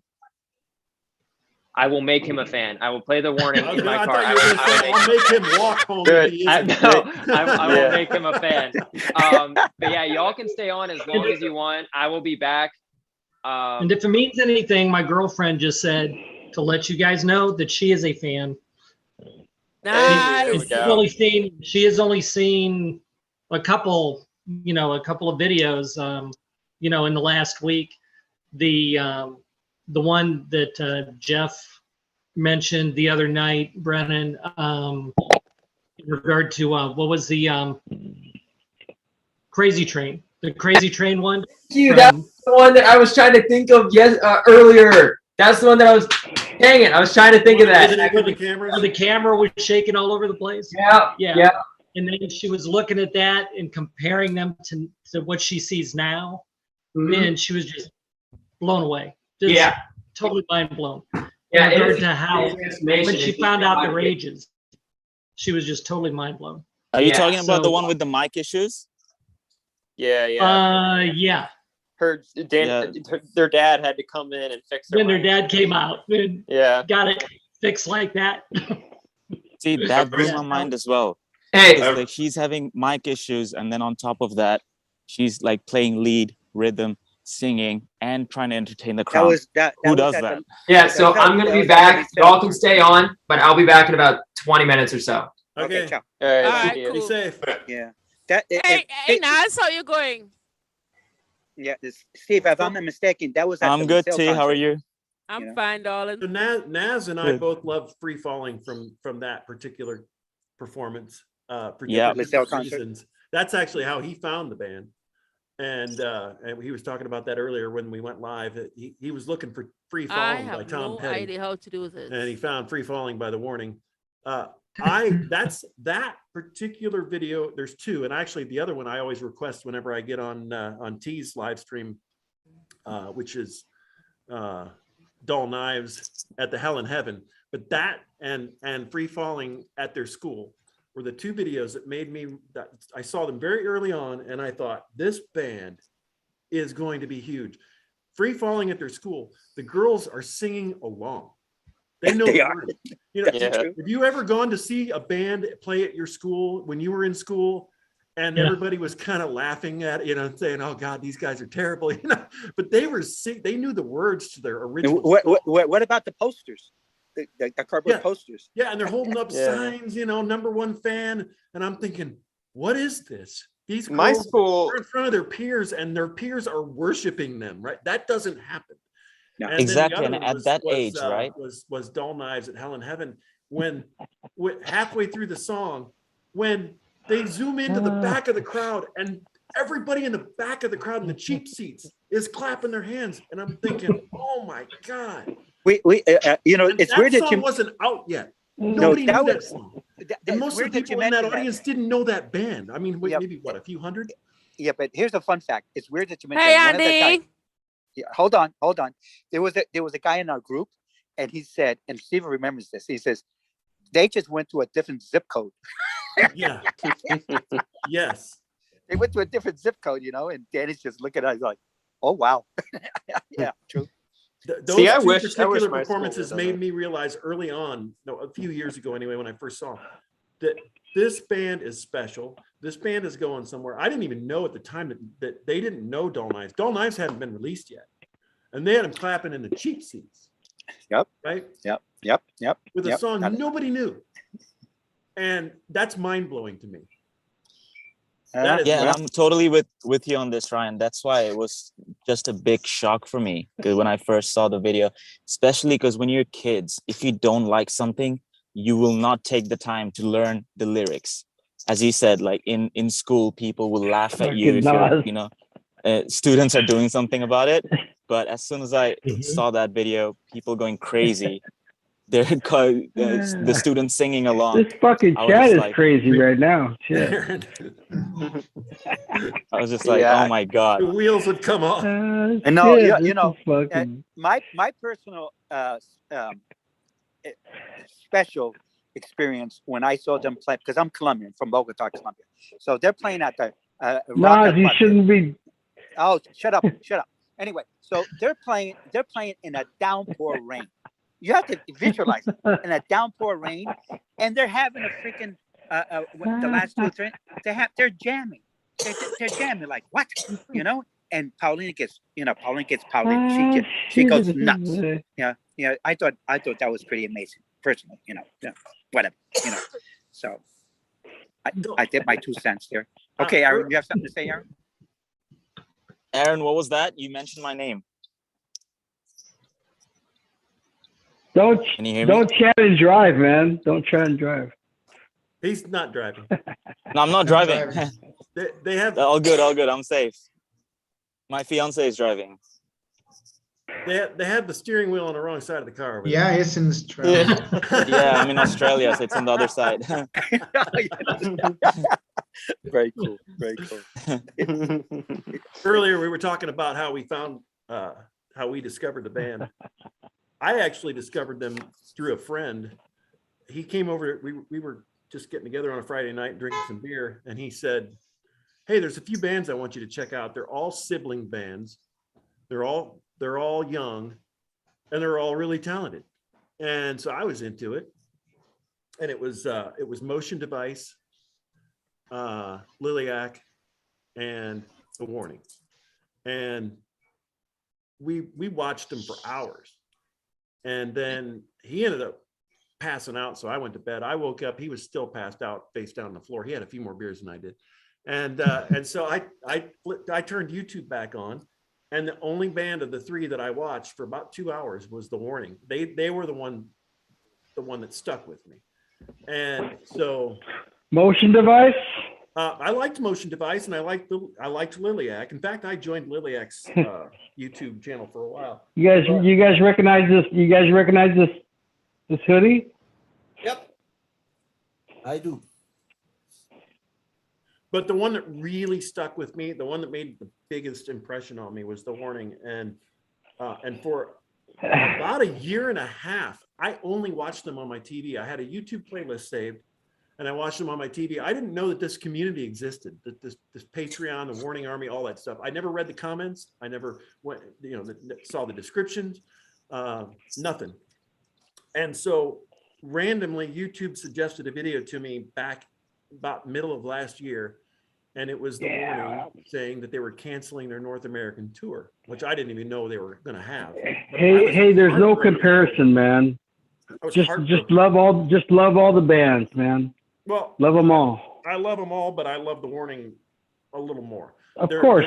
They're a little more equal than everybody else, to quote or to paraphrase a famous book. But because they announced they all have a place on my playlist. That's how I found Patreon. That's when I was like, I got to find a way to support them. And so I went looking for a way to support them, and I found Patreon. I started reading the comments on the videos, and so I joined in July of last year. And 1 week after I joined, I got the VIP upgrade, and so I got to do the monthly live chat, and then I was hooked. So I immediately upgraded to VIP. And I was VIP for a year, and then on my 1 year anniversary, I upgraded to Ultimate. But I'm going to be a fan forever. This band, I haven't been this excited about a band since I heard. It's funny because I support all those bands on Patreon. Oh, do you? Okay. I didn't know the other 2 even had a Patreon, but I never supported anyone on Patreon until The Warning. I me neither. It existed. Same. But yeah, my life has not been the same since, and I've turned so many people onto this band. I have, like, if they come to play around here, I've got a caravan going up to see them. Where do you live? Huh? Where do you live? Fort Wayne, Indiana. Okay, they're going to be in Chicago. That'd be the closest one right now. That's Indiana. Well, That'll be that's the not closest. official, but yeah. And then trust me, if they threw it out there, hinted at Flint, Michigan as well, which is like less than 3 hours away. So yeah, I'm excited. You should come to LA, man. I am coming to LA. Oh, there you go. I'm coming out for both shows at the Troubadour, and I was just in Rockville. Yeah, I will travel to see them. Well, tell me your experience in Rockville. Okay, so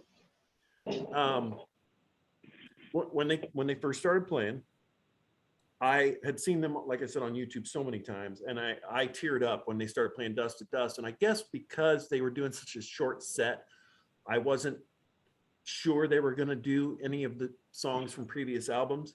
And I thought that because I discovered them when I did, and because they canceled the tour, and because they got signed and had the new album, I thought my chances of hearing the old songs were diminishing. So when they opened with Dust to Dust, I got emotional. And then they played Choke, and when Danny sang "I Won't Survive the Fall," everyone around me sang it, and I'm talking all behind. If you like Rockville, you're gonna love Troubadour. Well, I'm sure I will. I actually told this to Danny about, people singing along with her. The Troubadour is going to be. It was amazing. 10 times better than Rockville. I have to agree with that. Well, it's going to be a lot longer set, that's for sure. Rockville was special though for an entirely different reason. It was their first U.S. rock festival they were ever invited to. That makes it historic for the band, and it was the first time. Now, you got to understand this, Aaron. They had the biggest crowd at that stage all day, including the two bands that played after them. Double the size crowd, right? Oh, really? Wow. And yeah, oh yeah. See you, Mark. So there was a tent with sound equipment. Hey, take it easy, Mark Lee. Good to see you, buddy. You can see it in the photo that they did at the end of the concert. You can see that tent. The crowd goes twice as far as that tent. Wow. Every other band that played that day, the crowd ended around the back of the tent. They had twice the crowd. And I hope the event organizers noticed that. But so many people in that crowd sang along to Choke. They knew the song. They didn't just swing by to hear a band between stage 1 and stage 2. They stopped to listen to a band they knew. They knew the song from Sirius XM or wherever, and they sang along with the intro. They knew the song. I got goosebumps when that happened. I was like, oh my God. Yeah, well, at the Troubadour, you're not going to have all that. You're going to have them. I'm sorry, what?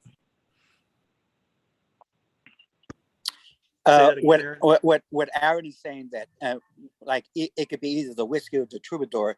It's very personal. Well, yeah, that's a completely different type of experience. It's a different vibe. It's a different vibe. Right, and that's why I wanted to do both. I wanted to do on one coast a giant crowd outdoors, and on the other coast an intimate show, few hundred people, and get a completely different experience. 2 months. Oh yeah. You will. So I'm excited. I'm just as excited for the Troubadour. I'm more excited for the Troubadour, honestly. Oh, Troubadour's like, it's historic. But I could not miss Rockville. There's no way I was going to miss Rockville. Oh, good for him. Awesome. Yeah. Reggie said he had a blast. He said it was amazing. And this is how. And people don't. And well, maybe they do. They do not. Especially all the 40 or 50,000 people watching them. They're having technical. I mean, Pal is destroying her freaking drums. And the poor Carlos is like a running maniac. I don't know. He was doing duct tape or what. There was one part where she almost nails him, and he's trying to put the tom-tom on, and within a split second, and you think they stopped? Nope, they kept on going. He ran a marathon in the first half of that set, and after he came out about the third song, he just started tightening everything up. He's like, "I'm not coming back out here again." Oh, he's cranking on that stuff. Oh, Carlos, gotta love him. It's just, hey, people don't know this. I don't know if you guys know this. I think it was either Dull Knives. I want to say Dull Knives. I could be wrong. Where Danny loses her headset she's not listening to her guitar and her vocals. She's not. You know, the people out there are listening, and she's not. Now it's not just Dull Knives. Like she mentioned that it was throughout the show. The entire she show. couldn't hear a guitar. Yeah, it was the entire show. But she was still in like drop D or something when she started Dull Knives, and she couldn't hear it when she was playing that single note and teasing. Dull Knives cut fucking better. And then she busts into Dull Knives, and it's completely out of tune. And she realized it after several chords. Still my favorite song. And she put a finger up and dropped down to the pedal board. And yeah, wait for a vlog. A vlog is coming about that. Oh, I'm sure. Yeah. All right, guys, I gotta leave. This was awesome. Okay. And you guys are great, man. Just keep on, and we're all gonna get together in LA. All right. I'm working on a surprise. Okay. God bless you all. Bye bye. Good night. Yeah. All right.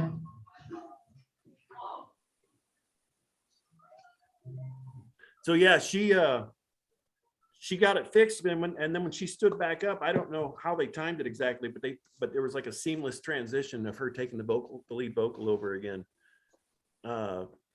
If you'd had your eyes closed and you didn't know their voices real well, you wouldn't have known that she wasn't singing the whole Later, Henry. He's already gone.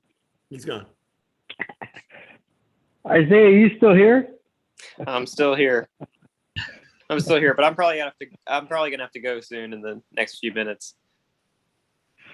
Yeah, actually, I was only planning on staying till 8. I don't know if Brennan's going to be back before then or not. Yeah, I wasn't sure how long I was planning on staying, and I'm still here. So yeah, I'll probably stay till 8 as well because I've got 12% battery left on my phone. Uh-oh. Yeah. So what happens if we all leave before he comes back?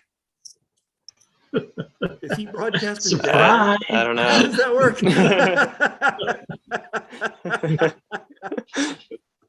I suppose he can edit it for the upload, but but anybody that tunes in late is going to just. What'll happen is I'll get a phone call. I'll get the call. Where'd everybody go? People are going to join into the stream, and it's just going to be an empty Zoom. Exactly. I never did check. I was going to pull it up on my phone and see. Oh wow, there's 45 people watching right now. Well, they must be desperate for entertainment. Guys, I told Monterrey, Emmanuel, Jose, how you doing, man? How you doing, Aaron? I told this to my fiance, like, if possible, I'm gonna invite the girls to our wedding in 23. Oh, really? Oh man. Yeah. Hey Nas, what song are you gonna play at your wedding? Well, to be decided. Hopefully they write a love song before then. Yeah, because my favorite song is easier. My favorite song is Crimson Queen, but I don't think I can play that in a wedding.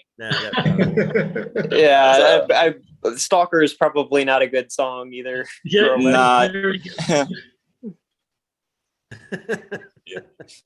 What was it? I know you told me this before, but what was it you wanted to listen to a few songs prior to the proposal?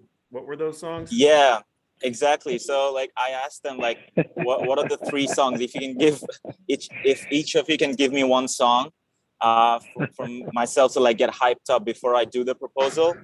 And at first Pao was like, I can't think of any songs of us that you should listen to for a wedding. I was like, no, not for the wedding, just to hype myself up for the proposal.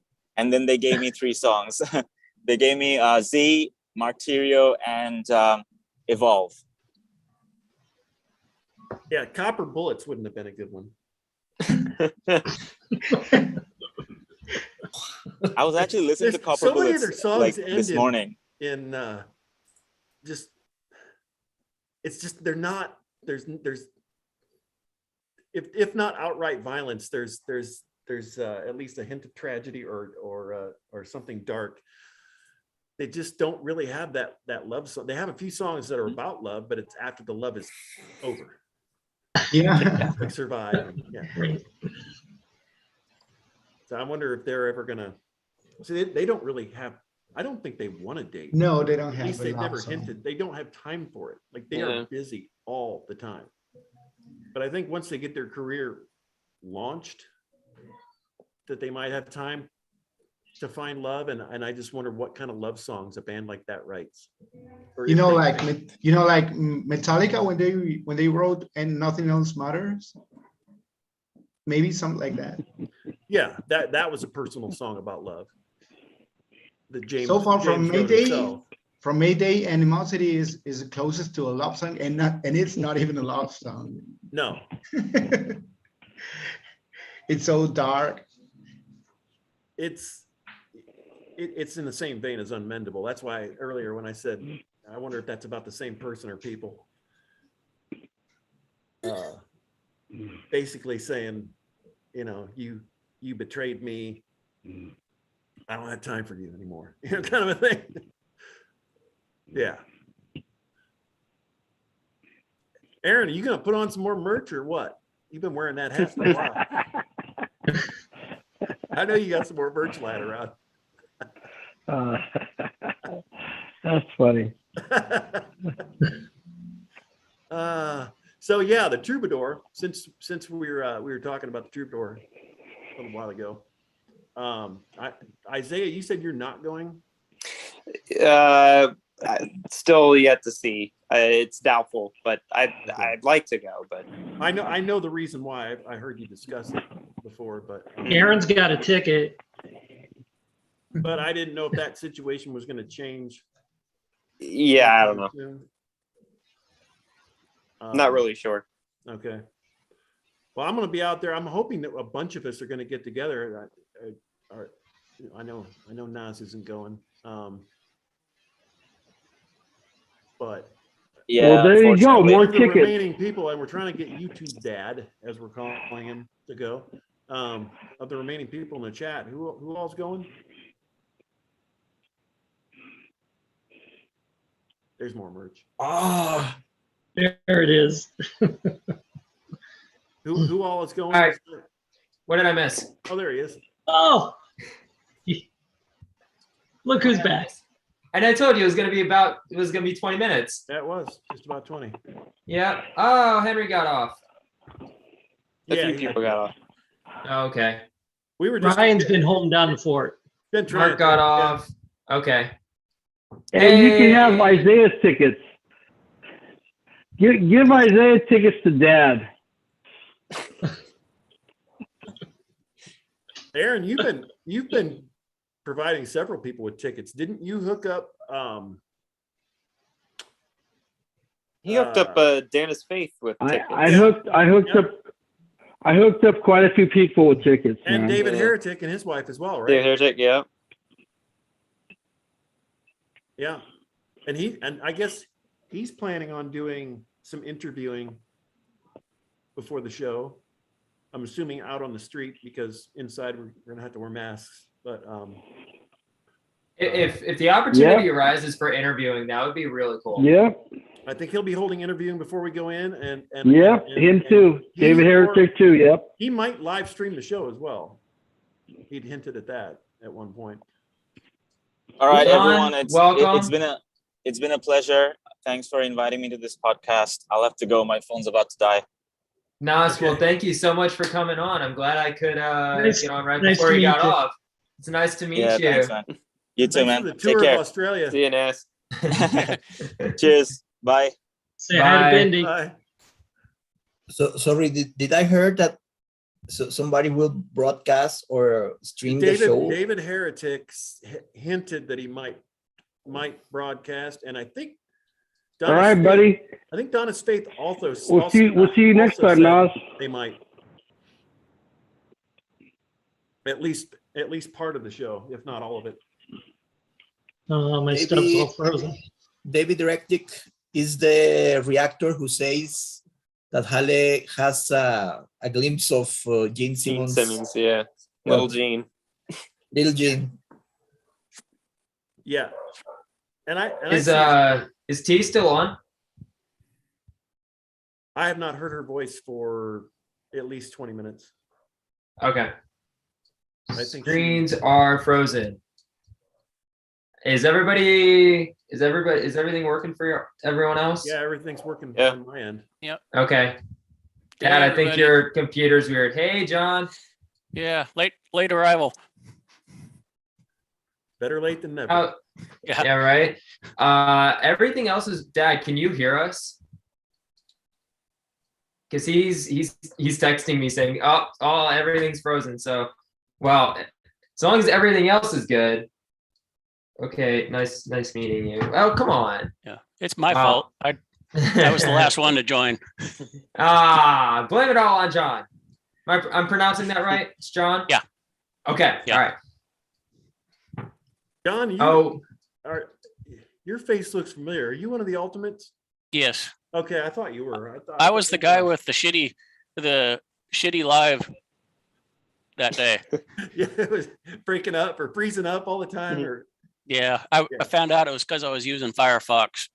Who uses Firefox anymore? I use Firefox for a couple of things. Yeah. Old stupid people like me. So Dad is messaging me saying that he needs to get going. He's got a thing going with his vocal cords, a vocal cord issue, health condition thing. So he's saying that his throat is like starting to like not work how it needs to. So he's gonna get off. Well, Dad, if everything is not super frozen and you can still hear us, thanks for coming on for the time that you did. Okay. Yeah, he's just not going to talk. Okay, he's just going to keep texting me. So, you're welcome. Yeah. That would be why. That would be why. Okay, well. It's when you get emotion. All right, you too, Dad. We'll see you out in LA. See ya. Soon. All right. Have fun with Ryan. Yeah. All right. And all right, cool. And T is still on her live stream. She might have just muted her mic or something. But of course she's got her other stuff going on. But anyway, I'm gonna have to duck out pretty soon. I was planning on staying till 8. Yeah. When everyone was asking me how long this was going, I said, well, I'm going at least till 8, but depending on everybody else, I mean, it doesn't matter to me. I don't have work tomorrow. So it works for me. Yeah, I think a friend invited me over for the evening, so I told him I'd be leaving here around 8. So after you told me it was going to end at 8, I texted him and told him I'd be leaving here around 8. I mean, if you need to go, you need to go. Yeah, but it was fun. This is my first live stream ever, so I had a great time. Well, I mean, I'm planning on doing more of this and more of these in the future, and possibly something from LA might be in the works if I can get people to want to. We'll see what happens with that. But yeah, definitely, I love doing this. I didn't expect for it to be this big. I thought I was gonna have like maybe 4 people on here, but having as many as we've had, and I think the live stream in itself is still going pretty strong. Yeah, we still got 52 people in the live stream itself. So, if any of y'all want to do this again in the future, shoot me an email, shoot me a text. Guys, I had to mute you to play some music for the masses. If you want my opinion or to chat, send me a message here. I still have the video on. Okay, so T's still in here. All right, well, I'm going to see you guys later. Shoot me a message next time you want to do this, and I'll join in again. Awesome, man. All right, well, have fun. All right. And see you, Ryan. Everybody take Okay. care. All right. Catch you later. Night. Night. All righty. Yep. And And I we're actually down got to to get going 7. too. Yeah, I got to Okay. get going too. But thanks for having me on. It was a good time.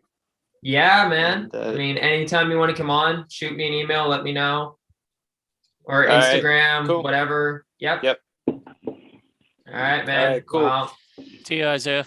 Take care, guys. Bye. later. Time to me to go And- also. Okay. Yes. All right. So I mean, we'll just end the stream here. So since everyone's getting off, and it's probably not a bad idea if I got off too.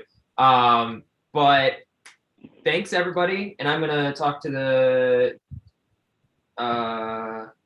Paco Cruz. I sent an email. Okay. One more person, maybe, just for a second. We'll see. Before, no. Okay, well, the email didn't come through. So, okay, yeah, the email didn't come through. So for, who just said that? For Paco Cruz 18, I am not seeing your email, but we're all going to get off anyway. So everyone in the chat, thank you so much for joining. This has been awesome. I did not expect it to be this big, but since it is, thanks so much. If you have not subscribed to the channel, make sure to subscribe because we're gonna have a bunch of reaction videos coming out in the future. I'm going to the Troubadour in LA. Dad is apparently now going to the Troubadour in LA too. So we're gonna get some stuff set up with that. But yeah, just stay connected, stay involved. If it's not if I'm not doing my own stuff on here, it's gonna be all the warnings. So I'm going down this rabbit hole again. So I hope you all enjoy it. Yeah, make sure to like this live stream because it really helps me out. And hop on over to T's Twitch stream too, because right now she is doing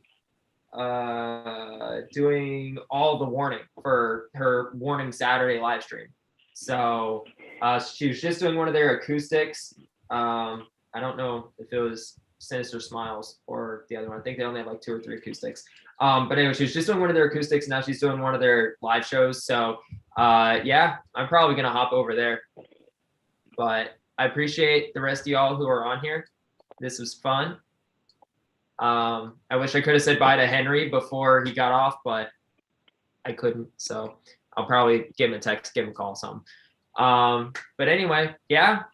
Thanks so much for coming on, guys. I appreciate it. And if y'all ever want to do anything like this again, shoot me an email, message me on Instagram, Facebook, something, whatever, and we can get something like this set up again. And Aaron, I'm coming for that beanie. I'm coming for that beanie. I really, really, really want one. I'm coming for that beanie. But yeah, so everyone on YouTube, we're gonna end it. We're all gonna get off. And thanks for coming out, and I hope you have a good rest of your night. I'm gonna hop over on T stream. So yeah, Thanks.